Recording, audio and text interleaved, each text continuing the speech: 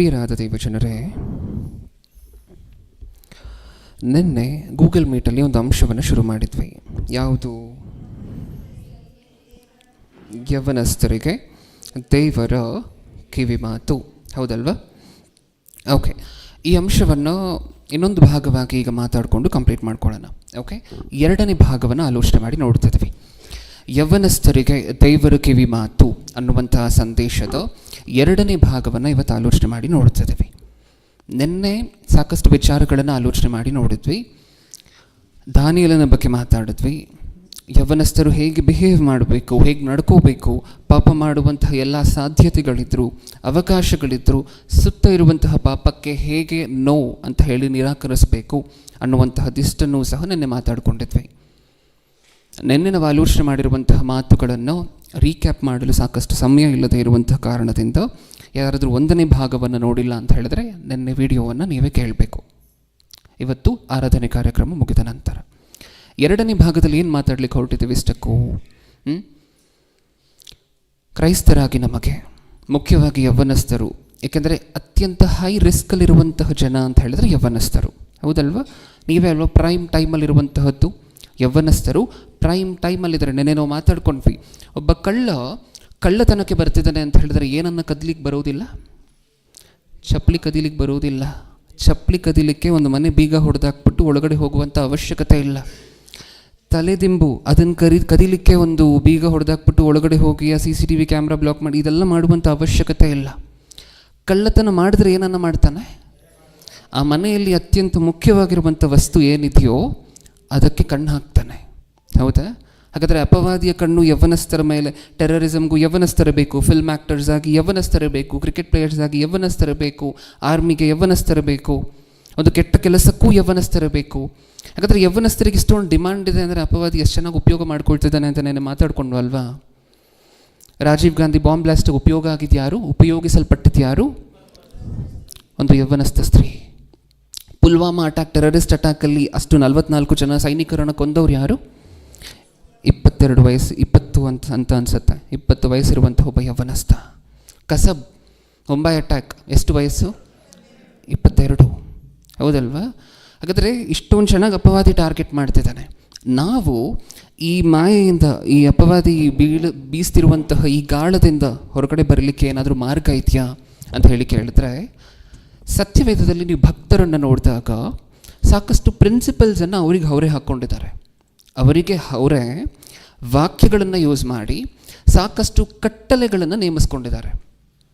ಯೋಬನು ಒಂದು ಮಾತನ್ನು ಹೇಳ್ತಾರೆ, ಅದನ್ನು ನಾವು ನೋಡಿದ್ದೀವಿ, ತೆಗೆಯುವಂಥ ಅವಶ್ಯಕತೆ ಇಲ್ಲ. ಕೆಟ್ಟದ್ದನ್ನು ನೋಡದೆ ಅವರಿಗೆ ಅವರು ಒಂದು ಒಡಂಬಡಿಕೆಯನ್ನು ಮಾಡ್ಕೊಳ್ತಾರೆ. ನಿಜನಾ? ಯೋಬನು ಅಲ್ವಾ? ದಾನಿಯೇಲನು ಒಂದು ಒಡಂಬಡಿಕೆಯನ್ನು ಮಾಡ್ಕೊಳ್ತಾರೆ. ಅವರಿಗೆ ನಿರ್ಧಾರವನ್ನು ತಗೊಳ್ತಾರೆ. ಅವ್ರಿಗೆ ಹೇಳ್ಕೊಳ್ತಾರೆ ಒಂದು ಮಾತನ್ನು, ನಾನು ರಾಜನ ಭೋಜನ ಆಫರ್ ಆಗುತ್ತೆ ದಾನಿಯೇಲನಿಗೆ ಅಂತ ನೆನ್ನೆ ಮಾತಾಡ್ಕೊಂಡ್ವಲ್ವಾ? ಈ ರಾಜ ಭೋಜನವನ್ನು ತಿಂದು ರಾಜನು ಕುಡಿಯುವಂತಹ ದ್ರಾಕ್ಷಾರಸವನ್ನು ಕುಡಿದು ನಾನು ಅಪವಿತ್ರ ಮಾಡ್ಕೊಬಾರ್ದು ಅಂತ ಅವರೇ ಅಂದ್ಕೊಳ್ತಾರೆ, ನಿರ್ಧಾರ ತಗೊಳ್ತಾರೆ. ಹೌದಾ? ಈ ರೀತಿ ನಿರ್ಧಾರಗಳನ್ನು ತಗೊಳ್ಳುವಂತಹದ್ದು ಇಂಪಾರ್ಟೆಂಟಾ? ಈ ರೀತಿ ಪ್ರಿನ್ಸಿಪಲ್ಸನ್ನು ನಮಗೆ ನಾವೇ ಹಾಕ್ಕೊಳ್ಳುವಂತಹದ್ದು ಇಂಪಾರ್ಟೆಂಟಾ ಯೌವನಸ್ಥರ ಹಾಗೆ? ಹೌದು.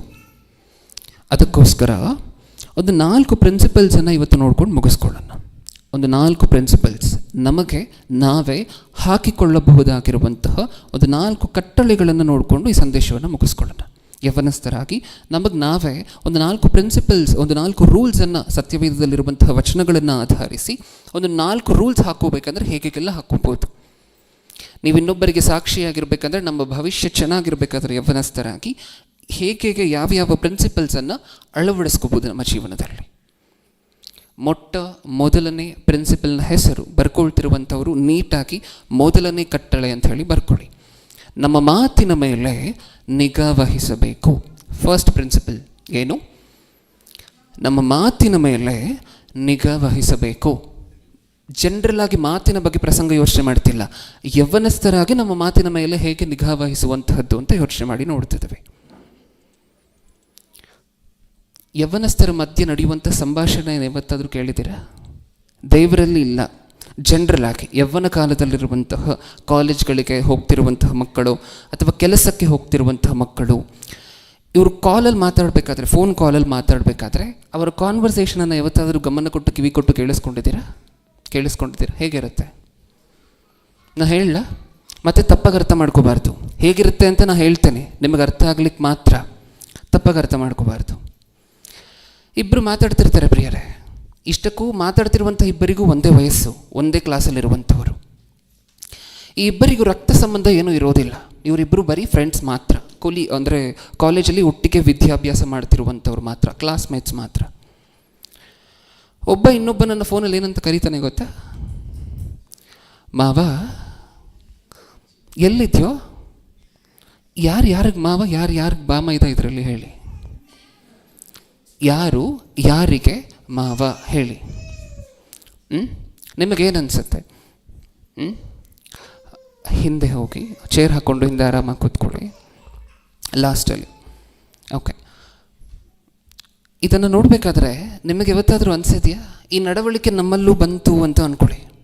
ಯೌವನಸ್ಥರಾಗಿರುವಂತಹ ನಮ್ಮಲ್ಲೂ ನೀವು ಏನು ವಾಕ್ಯ ಕೇಳ್ತಿದ್ದೀರಾ, ನಿಮ್ಮಲ್ಲೂ ಸಹ ಈ ನಡವಳಿಕೆ ಬಂತು ಅಂತ ಅಂದ್ಕೊಳ್ಳಿ. ಈ ಮಾತುಗಳನ್ನು ನಾವು ಉಪಯೋಗ ಮಾಡಲಿಕ್ಕೆ ಶುರು ಮಾಡಿದ್ವಿ ಅಂತ ಅಂದ್ಕೊಳ್ಳಿ. ನಮ್ಮನ್ನು ನೋಡ್ತಿರುವಂತಹ ಸಮಾಜಕ್ಕೆ ಹೇಗೆ ಕಾಣಿಸ್ತೀವಿ ನಾವು? ಹೇಗೆ ಕಾಣಿಸ್ತೇವೆ? ನಮ್ಮನ್ನು ನೋಡ್ತಿರುವಂಥ ಸಮಾಜಕ್ಕೆ ಹೇಗೆ ಕಾಣಿಸ್ತೀವಿ ನಾವು? ಅವಾಗಲೇ ಅವರು ಸಹೋದರರು ಸಹ ಹೇಳಿದರು, ಮಾವ ಅಂತೆ, ಮಚ್ಚ ಅಂತೆ, ಮಾಮ್ಸ್ ಅಂತೆ. ಕೇಳಿದ್ದೀವ ಈ ಮಾತುಗಳನ್ನೆಲ್ಲ? ನೀವು ಕೇಳದೇ ಇರುವಂತಹದ್ದು ಇದೆಲ್ಲ ಕೇಳಿದ್ದೀವ? ಮತ್ತೆ ನೆಕ್ಸ್ಟು ಹೇಳ್ಗುರು. ಫೋನ್ ಎತ್ತಿದ ತಕ್ಷಣ ಕರೆಯುವಂತಹದ್ದು ಹೇಳ್ಗುರು. ಯಾರಿಗೆ ಗುರು? ಅವ್ರು ಏನು ಹೇಳ್ಕೊಟ್ರು ನಮಗೆ? ಇಬ್ಬರು ಒಂದೇ ವಯಸ್ಸಿನವರು, ಅವರು ಟೀಚರ್ ಅಲ್ಲ ಇವರಿಗೆ, ಆದರೆ ಕರೀತಿರುವಂತಹದ್ದು ಮಾತ್ರ ಗುರು. ಇದನ್ನು ಸ್ಲ್ಯಾಂಗ್ ಲ್ಯಾಂಗ್ವೇಜ್ ಅಂತ ಹೇಳಿ ಕರಿತೇವೆ.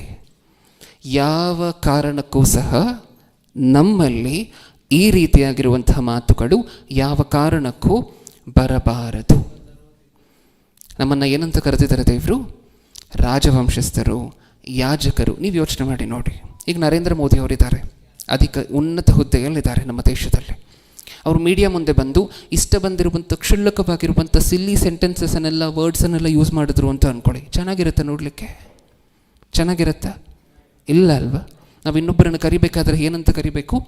ಒಂದು ವೇಳೆ ಅವ್ರು ಚಿಕ್ಕವರಾಗಿದ್ದರೆ ನೀವು ನೀಟಾಗಿ ಹೆಸರಿಡಿದು ಮುದ್ದಾಗಿ ಕರೀರಿ. ಅಥವಾ ಅವರು ನಿಮಗಿಂತ ದೊಡ್ಡವರಾಗಿದ್ದರೆ ಸಹೋದರನೋ, ನಿಮಗಿಂತ ಚಿಕ್ಕವರಾಗಿದ್ದರೂ ಬ್ರದರ್ ಅಂತ ಕರಿಬೋದು. ಹೌದಾ? ಈ ರೀತಿಯಾಗಿರುವಂತಹ ವರ್ಡ್ಸನ್ನು ಯೂಸ್ ಮಾಡಿದ್ರೆ ಎಷ್ಟೊಂದು ಉನ್ನತವಾಗಿ ಉತ್ತಮವಾಗಿರುತ್ತಲ್ವ? ಬದಲಾಗೋಣ ಇನ್ನು ಮುಂದೆ. ನಮ್ಮಲ್ಲಿ ಇಲ್ಲ, ಇದು ಬರದಂತೆ ಇನ್ನು ಮುಂದೆ ನೋಡ್ಕೊಳ್ಳೋಣ. ಈ ರೀತಿಯಾಗಿರುವಂಥ ಶಬ್ದಗಳು ನಮ್ಮ ಜೀವನದಲ್ಲಿ, ಯೌವನಸ್ಥರು ಮುಖ್ಯವಾಗಿ ನಮ್ಮ ಜೀವನದಲ್ಲಿ ಬಳಕೆ ಆಗದಂತೆ ನೋಡ್ಕೊಳ್ಳೋಣ. ಸತ್ಯವೇದದಿಂದ ಒಂದು ವಚನವನ್ನು ನೋಡೋಣ. ದೇವರು ನಮ್ಮ ಮಾತು, ಯೌವನಸ್ಥರಾಗಿ ನಮ್ಮ ಮಾತು ಮುಖ್ಯವಾಗಿ ಹೇಗಿರಬೇಕು, ಯಾವುದಕ್ಕೆ ಪರ್ಮಿಷನ್ ಕೊಟ್ಟಿದ್ದಾರೆ, ಯಾವುದಕ್ಕೆ ಪರ್ಮಿಷನ್ ಕೊಟ್ಟಿಲ್ಲ ದೇವರು. ಎಫೆಸದವರಿಗೆ ಬರೆದ ಪತ್ರಿಕೆ 4ನೇ ಅಧ್ಯಾಯ 29ನೇ ವಚನ. ನಿಮ್ಮ ಬಾಯೊಳಗಿಂದ ಯಾವ ಕೆಟ್ಟ ಮಾತು ಹೊರಡಬಾರದು. ನಿಮ್ಮ ಬಾಯೊಳಗಿಂದ ಯಾವ ಕೆಟ್ಟ ಮಾತು ಹೊರಡಬಾರದು. ಭಕ್ತಿಯನ್ನು ವೃದ್ಧಿ ಮಾಡುವಂತ ಕಾಲೋಚಿತವಾದ ಮಾತು ಇದ್ದರೆ ಕೇಳುವವರ ಹಿತಕ್ಕಾಗಿ ಅದನ್ನು ಆಡಿರಿ. ಭಕ್ತಿಯನ್ನು ವೃದ್ಧಿ ಮಾಡುವಂತ ಕಾಲೋಚಿತವಾದ ಮಾತು ಇದ್ದರೆ ಕೇಳುವವರ ಹಿತಕ್ಕಾಗಿ ಅದನ್ನು ಆಡಿರಿ. ಹೆಂಗಿರ್ಬೇಕಂತೆ ನಮ್ಮ ಮಾತು?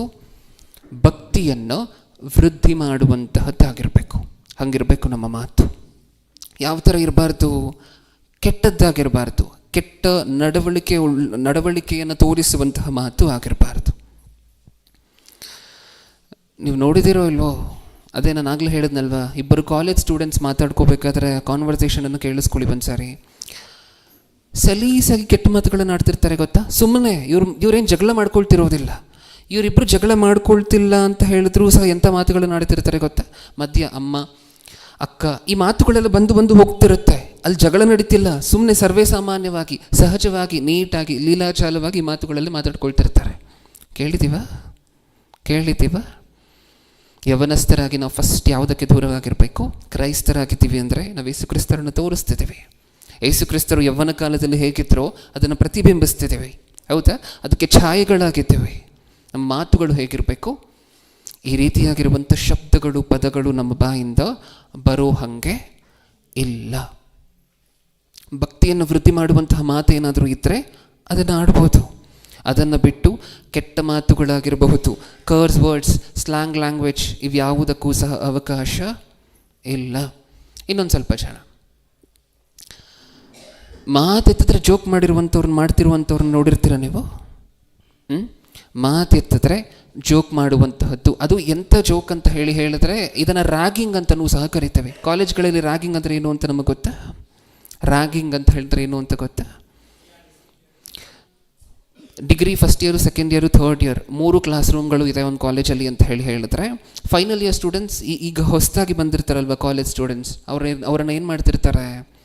ರ್ಯಾಗ್ ಮಾಡ್ತಿರ್ತಾರೆ, ತಮಾಷೆ ಮಾಡ್ತಿರ್ತಾರೆ, ಇನ್ನೊಬ್ಬರನ್ನು ನೋಯಿಸಿ ಆನಂದ ಪಡುವಂತಹದ್ದು.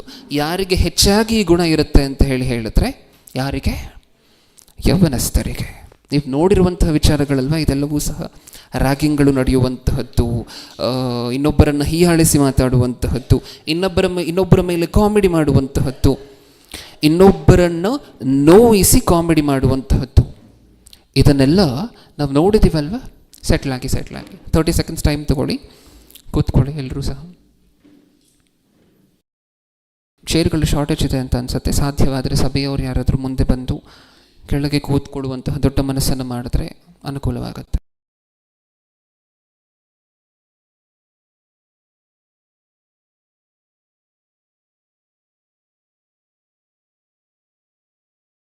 ಕ್ಲಿಯರ್? ಶುರು ಮಾಡೋಣ. ಓಕೆ, ಈ ರ್ಯಾಗಿಂಗ್ಗಳು ಏನೇನಿದೆ ಕಾಲೇಜಲ್ಲಿ, ಇನ್ನೊಬ್ಬರನ್ನು ನೋಯಿಸಿ ಹೀಯಾಳಿಸಿ ನಾವು ಆನಂದ ಪಡುವಂತಹದ್ದು. ಸಾಕು, ಇನ್ನು ಮತ್ತೆ ಕದಲುವಂತಹದ್ದು ಬೇಡ. ಯಾರಾದರೂ ಹೊಸದಾಗಿ ಬಂದರೆ ನಾನು ಹೇಳ್ತೀನಿ ಮತ್ತೆ. ಓಕೆ, ಹೀಯಾಳಿಸುವಂತಹದ್ದು, ನೋಯಿಸಿ ನಾವು ಆನಂದ ಪಡುವಂತಹದ್ದು, ಅವರ ಮೇಲೆ ಜೋಕ್ ಮಾಡುವಂತಹದ್ದು, ಅವರ ಮೇಲೆ ಕಾಮಿಡಿ ಮಾಡುವಂತಹದ್ದು, ಈ ಮಾತುಗಳು ನಮ್ಮ ಬಾಯಲ್ಲಿ ಬರೋ ಹಂಗಿಲ್ಲ ಗೊತ್ತಾ? ಯವನಸ್ಥರಾಗಿದ್ದೀವಿ ಅಂತ ಹೇಳಿದ್ರೆ ಅನಿಸುತ್ತೆ ನಮಗೆ, ಕಾಮಿಡಿ ಮಾಡಿ ನಗಬೇಕು ಅಂತ ಅನಿಸುತ್ತೆ. ಆದರೆ ಪರ್ಮಿಷನ್ನ ದೇವರು ನಮಗೆ ಕೊಟ್ಟಿಲ್ಲ. ಕುಚೋದ್ಯ ಮಾತುಗಳು, ಸತ್ಯವೇದದಲ್ಲಿ ವಚನ ಓದಿದ್ದೀವ? ಕುಚೋದ್ಯ ಮಾತುಗಳು ನಮ್ಮ ಬಾಯಲ್ಲಿ ಬರೋ ಹಾಗೆ ಇಲ್ಲ. ನೋಡೋಣ ಒಂದ್ಸರಿ ಸತ್ಯವೇದದಿಂದ ಈ ವಚನವನ್ನು. ಸಾಯಣ್ಣ ಇದನ್ನು ಇಂಗ್ಲೀಷಲ್ಲಿ ರೆಡಿ ಮಾಡ್ಕೊಳ್ಳಿ ಪ್ರೆಸೆಂಟ್ ಮಾಡಲಿಕ್ಕೆ. ಎಫೆಸದವರಿಗೆ ಬರೆದ ಪತ್ರಿಕೆ 5ನೇ ಅಧ್ಯಾಯ 4ನೇ ವಚನ. ಹೊಲಸು ಮಾತು, ಹುಚ್ಚು ಮಾತು, ಕುಚೋದ್ಯ ಮಾತು ಇವು ಬೇಡ, ಅಯುಕ್ತವಾಗಿವೆ. ಇವುಗಳನ್ನು ಬಿಟ್ಟು ದೇವರಿಗೆ ಉಪಕಾರ ಸ್ತುತಿ ಮಾಡುತ್ತಾ. ಮಾತಿನ ಬಗ್ಗೆ ದೇವರು ಬರೆಸಬೇಕಾದ್ರೆ ಸ್ಪಷ್ಟವಾಗಿ ಎಷ್ಟು ಬೇರೆ ಬೇರೆ ಥರವಾಗಿ ಪಾಪ ಕೃತ್ಯಗಳಿಗೆ ಸಂಬಂಧಪಟ್ಟಿರುವಂಥ ಮಾತುಗಳನ್ನು ನಾವು ಆಡ್ತೀವಿ ಅಂತ ಸ್ಪ್ಲಿಟ್ ಮಾಡಿ ಬರೆಸಿದಾರಲ್ಲಿ. ಎಷ್ಟು ಥರ ಮಾತಾಡ್ತೀವಿ ಅಂತ ಕೆಲಸಕ್ಕೆ ಬರದೇ ಇರುವಂಥ ಮಾತು, ಹೊಲಸು ಮಾತು ಅಂದರೆ ಕರ್ಸ್ ವರ್ಡ್ಸ್, ಕೆಟ್ಟ ಮಾತುಗಳು. ನೆಕ್ಸ್ಟ್ ಹುಚ್ಚು ಮಾತು, ಕೆಲಸಕ್ಕೆ ಬರದೇ ಇರುವಂತಹ ಮಾತು ಅಲ್ವಾ? 4 ಜನ ಯವನಸ್ಥರು ಚೇರ್ ಹಾಕ್ಕೊಂಡು ಕೂತ್ಕೊಂಡಿದ್ದಾರೆ ಅಂದರೆ ನಾರ್ಮಲಾಗಿ ಬಾಯಿಂದ ಏನು ಬರ್ತಿರುತ್ತೆ? ಅವ್ರ ಬಗ್ಗೆ ಇವ್ರ ಬಗ್ಗೆ ಏನೇನೇನೋ ಕೆಟ್ಟದಾಗಿ ತಪ್ಪಾಗಿ ಮಾತಾಡುವಂತಹದ್ದು, ಅದು ಇದು, ಹೌದಾ? ನೆಕ್ಸ್ಟ್ ಕುಚೋದ್ಯ ಮಾತು, ನಾವಾಗಲೇ ಮಾತಾಡ್ಕೊಂಡ್ವಿ, ಇನ್ನೊಬ್ಬರನ್ನು ಹೀಯಾಳಿಸಿ ತಮಾಷೆ ಮಾಡಿ ನಾವು ಆನಂದವನ್ನು ಪಡೆಯುವಂತಹದ್ದು. ಇವು ಬೇಡ, ಅಯುಕ್ತವಾಗಿವೆ. ಒಂದ್ಸರಿ ಇಂಗ್ಲೀಷಲ್ಲಿ ಪ್ರೆಸೆಂಟ್ ಮಾಡ್ತೀರಣ್ಣ ಇದನ್ನು, ಈ ವರ್ಡ್ಸನ್ನು. Neither filthiness, nor foolish talking, nor coarse jesting, which are not fitting, but rather... ಅಲ್ಲಿ ಕೋರ್ಸ್ ಜಸ್ಟಿಂಗ್ ಅನ್ನುವಂತಹ ಮಾತಿದೆ. ನೀವು ಬೇರೆ ವರ್ಷನಲ್ಲಿ ಓದಿದ್ರೆ ನೀಟಾಗಿ ಅಲ್ಲಿ ಜೋಕಿಂಗ್ ಅನ್ನುವಂತಹ ಪದ ನಿಮಗೆ ಕಾಣಿಸುತ್ತೆ. ಜೋಕ್ ಅಂದರೆ ನಮ್ಮೆಲ್ಲರಿಗೂ ಗೊತ್ತಲ್ವಾ?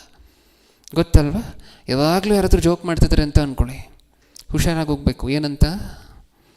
ಏನಂತ ಈ ವ್ಯಕ್ತಿ ಸತ್ಯವೇದದಲ್ಲಿ ಬರೆದಿರುವಂತಹ ಪ್ರಕಾರ ನಡ್ಕೊಳ್ತಿಲ್ಲ. ನಾವು ಅವ್ರ ಜೊತೆ ಇದ್ದರೆ ಏನಾಗುತ್ತೆ ಹೇಳಿ?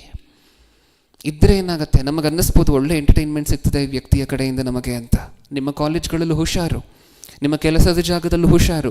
ಈ ರೀತಿಯಾಗಿರುವಂತಹ ಜನ ನಿಮ್ಮ ಸುತ್ತ ಇದ್ದು ಯಾವಾಗಲೂ ನಿಮ್ಮನ್ನು ನಗಿಸ್ತಾನೇ ಇರುವಂಥವ್ರು ಯಾರಾದರೂ ಇದ್ದಾರೆ ಅಂತ ಅಂದರೆ ಹತ್ತಿರ ಇರಬೇಕು ಅಂತ ಬರ್ಸಿದ್ದಾರೆ, ದೂರ ಇರಬೇಕು ಅಂತ ಬರ್ಸಿದ್ದಾರೆ? ದೂರ ಇರಬೇಕು. ಯಾಕೆಂದರೆ ಅವ್ರು ನಿಮ್ಮನ್ನು ಯಾವಾಗಲೂ ನಗಿಸ್ಲಿಕ್ಕೆ ಕಾರಣ ಅವ್ರು ಇನ್ನೊಬ್ಬರನ್ನು ಹೀಯಾಳಿಸ್ತಿದ್ದಾರೆ ಅಂತ ಅರ್ಥ. ನಿಜಾನ? ಅಯುಕ್ತವಾಗಿವೆ. ಒಂದು ಅಧಿಕಾರ ಹುದ್ದೆಯಲ್ಲಿ ನಿಂತು ಯೌವನಸ್ಥರಾಗಿ ನೀವು ಈ ಲೋಕಕ್ಕೆ ಪ್ರತಿಬಿಂಬವಾಗಿ ನಿಂತುಕೊಂಡು, ಕ್ರಿಸ್ತನ ಪ್ರತಿಬಿಂಬವಾಗಿ ನಿಂತುಕೊಂಡು ಇದಕ್ಕೆಲ್ಲ ಅವಕಾಶ ಇಲ್ಲ. ನಮಗಿಷ್ಟ ಬಂದಿರುವಂಥ ಟರ್ಮ್ಸನ್ನು ಯೂಸ್ ಮಾಡುವಂಥ ಅಧಿಕಾರ ನಮಗೆ ಇಲ್ಲ.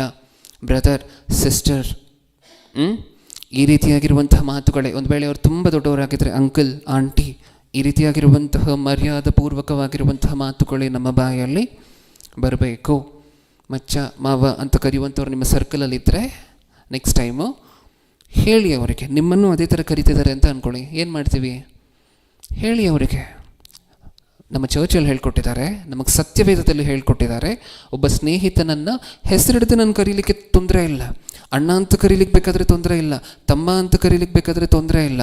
ಆದರೆ ಈ ಮಚ್ಚ ಮಾವ ಸಂಬಂಧನೇ ಇಲ್ಲದೇ ಇದ್ದರೂ ಸುಮ್ಮನೆ ಯಾವುದ್ಯಾವುದೋ ಸಂಬಂಧವನ್ನು ಟೈಮ್ ಪಾಸ್ಗೋಸ್ಕರ ತಂದು ಈ ಕರಿಯಕ್ಕೆ ಚೆನ್ನಾಗಿದೆ ಅಂತ ಹೇಳಿ ದಯವಿಟ್ಟು ಅಂಟಿಸ್ಬೇಡಿ ಅಂತ ಅವ್ರಿಗೆ ಅರ್ಥ ಆಗೋ ರೀತಿಯಲ್ಲಿ ಹೇಳಿ. ಅವಾಗ ಅವ್ರಿಗೂ ಅರ್ಥ ಆಗುತ್ತೆ, ಅಪ್ಪ ಚರ್ಚ್ಗೆ ಹೋಗುವಂಥವ್ರು ಅಂದರೆ ಹಿಂಗಿರ್ತಾರ ಅಂತ ಅವ್ರಿಗೆ ಅರ್ಥ ಆಗುತ್ತೆ. ಓಕೆ, ಇದು ಫಸ್ಟ್ ಪ್ರಿನ್ಸಿಪಲ್.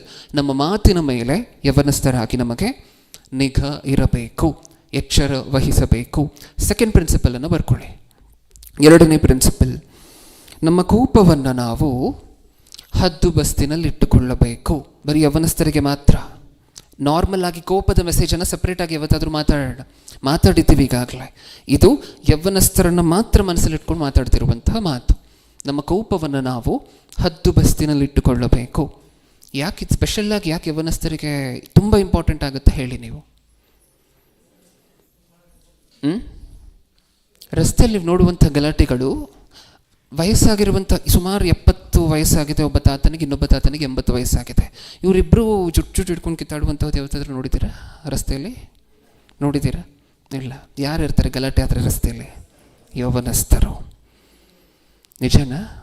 ಒಬ್ಬ ತಾತ ಕಾರು ಓಡಿಸ್ಕೊಂಡು ಹೋಗ್ತಿದ್ದಾರೆ ಅಂತ ಅಂದ್ಕೊಳ್ಳಿ, ನಿಮ್ಮದೇ ತಪ್ಪಿದ್ದು ನೀವು ಅವ್ರಿಗೆ ಬೈದರೂ ಸಹ ಹಿಂಗೆ ಕೈ ತೋರಿಸ್ಕೊಂಡು ಹೊರಟೋಗ್ಬಿಡ್ತಾರೆ. ಅವ್ರು ತಪ್ಪಿದ್ದು ನೀವು ಅವರನ್ನು ಬೈದರೂ ಸಹ ಸ್ಟ್ಯಾಂಡ್ ಹಾಕ್ಬಿಟ್ಟು ಮತ್ತೆ ಬರ್ತಾರೆ ಹುಡುಗರನ್ನ ಕರ್ಕೊಂಡು. ಯಾರು?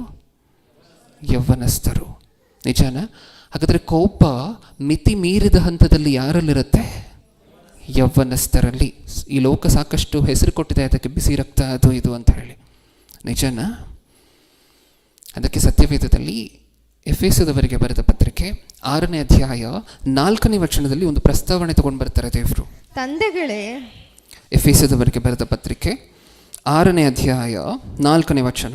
ತಂದೆಗಳೇ, ನಿಮ್ಮ ಮಕ್ಕಳಿಗೆ ಕೋಪವನ್ನೆಬ್ಬಿಸದೆ ಕರ್ತನಿಗೆ ಸಾಕು. ತುಂಬ ಇಂಪಾರ್ಟೆಂಟ್ ಪಾಯಿಂಟ್ ಇದು. ಯಾರಿಗೆ ಹೇಳ್ತಿರುವಂತಹದ್ದು? ಯಾರಿಗೆ ಹೇಳ್ತಿರುವಂಥ? ತಂದೆಗಳಿಗೆ. ಏನಂತ ಹೇಳ್ತಿದ್ದಾರೆ? ತಂದೆಗಳೇ, ನಿಮ್ಮ ಮಕ್ಕಳಿಗೆ ಕೋಪವನ್ನೆಬ್ಬಿಸದೆ. ಎಳೆ ಮಕ್ಕಳಿಗೆ ಕೋಪ ಬರ್ಸುವುದರ ಬಗ್ಗೆ ಮಾತಾಡ್ತಿಲ್ಲ ಇಲ್ಲಿ. ಬಾಲ್ಯದಲ್ಲಿ ಯಾರ್ಯಾರು ಇರ್ತಾರೋ, ಸುಮಾರು ಒಂದು 8, 9, 10, 7, 11, 12 ಈ ಯವನ ಕಾಲದಲ್ಲಿ, ಬಾಲ್ಯದಲ್ಲಿ ತುಂಬ ಏನಾದರೂ ತೊಂದರೆ ಕೊಡ್ತಿದ್ರೆ ಸ್ಟೇರ್ಸ್ ಮೇಲೆ ಕೂತ್ಕೊಳ್ಳಿ. ಇಲ್ಲ ಯವನಸ್ಥರು ಯಾರಾದರೂ ಎದ್ದು ಇಲ್ಲಿ ಒಂದು ಚೇರ್ ಹಾಕ್ಕೊಡಿ ಹೊರಗಡೆ ಸಿಸ್ಟರ್ಗೆ, ಬಾಲ್ಕನಿಯಲ್ಲಿ. ಇಲ್ಲಿ ಗಮನ ಕೊಡಿ ಉಳಿದಂಥವರು. ಓಕೆ, ಈಗ ನಾವು ಮಾತಾಡ್ಕೊಳ್ತಿದ್ವಲ್ವಾ, ಈ ಕೋಪ ಅನ್ನುವಂತಹದ್ದು ಮಿತಿ ಮೀರಿದ ಹಂತದಲ್ಲಿ ಯಾರಲ್ಲಿರುತ್ತೆ? ಯವನಸ್ಥರಲ್ಲಿ. ಅದಕ್ಕೆ ಸ್ಪಷ್ಟವಾಗಿ ದೇವರು ಹೇಳಿರುವಂತಹದ್ದು, ತಂದೆಗಳೇ, ನಿಮ್ಮ ಮಕ್ಕಳಿಗೆ ಕೋಪವನ್ನೆಬ್ಬಿಸದೆ. ನೀವು ಅಂದ್ಕೊಂಡಿದ್ದೀರ ವಯಸ್ಸಾದರೆ ನನಗೆ BP ಇದೆ, ನನಗೆ ಕೋಪ ಬರುತ್ತೆ ಅಂತ. ಸುಳ್ಳು. ನಿಮಗಿಂತ ಹೆಚ್ಚಾಗಿ 3ರಷ್ಟು ಯಾರು ಕೋಪ ಬರ್ತಿರುತ್ತೆ ಗೊತ್ತಾ? ನಿಮ್ಮ ಮಕ್ಕಳಿಗೆ. ವಯಸ್ಸಾಗಿರುವಂಥವರು ಯಾವತ್ತಾದರೂ ನಿಮಗೆ ಅನಿಸಿದ್ರೆ ನನಗೆ ಕೋಪ ಬರುತ್ತೆ, ನನಗೆ BP ಇದೆ ಅಂತ ನೀವೇನು ಅನ್ಕೋಬೇಕು? ಫಸ್ಟು ಮಕ್ಕಳಿಗೆ ನನಗಿಂತ 3ರಷ್ಟು ಕೋಪ ಬರ್ತಿರುತ್ತೆ. ಪ್ರಪಂಚದಲ್ಲಿ ನಾವು ಸಾಕಷ್ಟು ಘಟನೆಗಳನ್ನು ನೋಡಿದ್ದೇವೆ. ತಂದೆ ತಾಯಿಯನ್ನು ಹೊಡೆದಿರುವಂಥ ಮಕ್ಕಳನ್ನು ನೋಡಿದ್ದೀವ? ಏನಕ್ಕಂತ ಅಂದ್ಕೊಂಡಿದ್ದೀವಿ ಹೇಳಿ? ಅಷ್ಟಿರುತ್ತೆ ಕೋಪ, ಆವೇಶ, ರೌದ್ರಾವತಾರ ಒಳಗಡೆ ಅಷ್ಟೊಂದಿರುತ್ತೆ. ಆಸ್ತಿ ಕೊಟ್ಟಿಲ್ಲ ಅಂತ ಹೇಳಿ ರೀಸೆಂಟಾಗಿ ಈ ಆರ್ಟಿಕಲನ್ನು ಲಾಸ್ಟ್ ಟೈಮ್ ಪ್ರೆಸೆಂಟ್ ಮಾಡಿದ್ದೆ. ಆಸ್ತಿಯಲ್ಲಿ ಭಾಗ ಸರಿಯಾಗಿ ಕೊಟ್ಟಿಲ್ಲ ಅಂತ ಹೇಳಿ ತಂದೆ ತಾಯಿಯನ್ನಿಬ್ಬರನ್ನೂ ಸಹ ಟ್ರ್ಯಾಕ್ಟ್ರಲ್ಲಿ ಗುದ್ದಿ ಕೊಂದುಬಿಟ್ಟಿದ್ದಾನೆ ಒಬ್ಬ ಮಗ. ಟ್ರ್ಯಾಕ್ಟರ್ ಹತ್ತಿಸಿ ಗುದ್ದಿ ಕೊಂದುಬಿಟ್ಟಿದ್ದಾನೆ. ಹೆತ್ತಂತ ತಂದೆ ತಾಯಿಯಂದಿರನ್ನು ಟ್ರ್ಯಾಕ್ಟ್ರಿಂದ ಗುದ್ದಿ ಸಾಯಿಸ್ತಾನೆ ಅಂದರೆ ಅವನ ಮನಸ್ಸೊಳಗಡೆ ಎಷ್ಟು ಕೋಪ ಇದೆ ಅಂತ ಹೇಳಿ ಒಂದ್ಸರಿ ಊಹೆ ಮಾಡಿ. ಅವನಿಗದು ಅವ್ರ ತಂದೆ ತಾಯಿ ಹೌದಾ ಅಲ್ವಾ ಅಂತ ನೆನಪಿಲ್ವೋ ಇದೆಯೋ ಅನ್ನುವಂಥದ್ದೆಲ್ಲ ಪ್ರಶ್ನೆ. ಎಷ್ಟು ಕೋಪ ತುಂಬಿಕೊಂಡಿದೆ ಒಳಗಡೆ. ಕೋಪ ಅನ್ನುವಂತಹದ್ದು ಎಷ್ಟು ಬೇಗ ಬರುತ್ತೆ ಅಲ್ವಾ? ಯವನಸ್ಥರಾಗಿ ನಾವು ಏನು ಅರ್ಥ ಮಾಡ್ಕೋಬೇಕು ಈ ಸಂದೇಶದಲ್ಲಿ? ನಮ್ಮ ಕೋಪವನ್ನು ನಾವು ಹದ್ದು ಬಸ್ತಿನಲ್ಲಿ ಇಟ್ಕೋಬೇಕು. ಇಷ್ಟ ಬಂದಂತೆ ಅದನ್ನು ಬಿಟ್ವಿ ಅಂತ ಅಂದ್ಕೊಳ್ಳಿ, ಬರುತ್ತೆ, ಕೋಪ ಬರುತ್ತೆ ಯವನಸ್ಥರಿಗೆ, ಬೇಗ ಬರುತ್ತೆ. ಇಷ್ಟ ಬಂದಂತೆ ಎದುರುತ್ತರಗಳನ್ನು ಕೊಡ್ತವೆ. ಅದನ್ನೇ ಇವತ್ತು ಆಲೋಚನೆ ಮಾಡ್ತಿರುವಂತಹದ್ದು. ಆ ಇಷ್ಟ ಬಂದಂತೆ ಬರುವಂತಹ ಕೋಪವನ್ನು, ಮಿತಿ ಮೀರಿದ ಹಂತದಲ್ಲಿ ಬರುವಂಥ ಕೋಪವನ್ನು ಹದ್ದು ಬಸ್ತಿನಲ್ಲಿ ಇಟ್ಕೊಳ್ಳುವಂತಹದ್ದು, ಕಂಟ್ರೋಲ್ ಮಾಡುವಂತಹದ್ದು ನಮಗೆ ಬರಬೇಕು. ಕಂಟ್ರೋಲ್ ಮಾಡಿಲ್ಲ ಅಂದರೆ ಏನಾಗುತ್ತೆ ಕೋಪವನ್ನು? ಕೋಪವನ್ನು ನಮಗೆ ಯವನಸ್ಥರು, ಓಕೆ, ನಿಮಗೆ ಬರುವಂಥ ಕೋಪವನ್ನು ಕಂಟ್ರೋಲ್ ಮಾಡದೇ ಇದ್ದರೆ ಏನಾಗತ್ತೆ?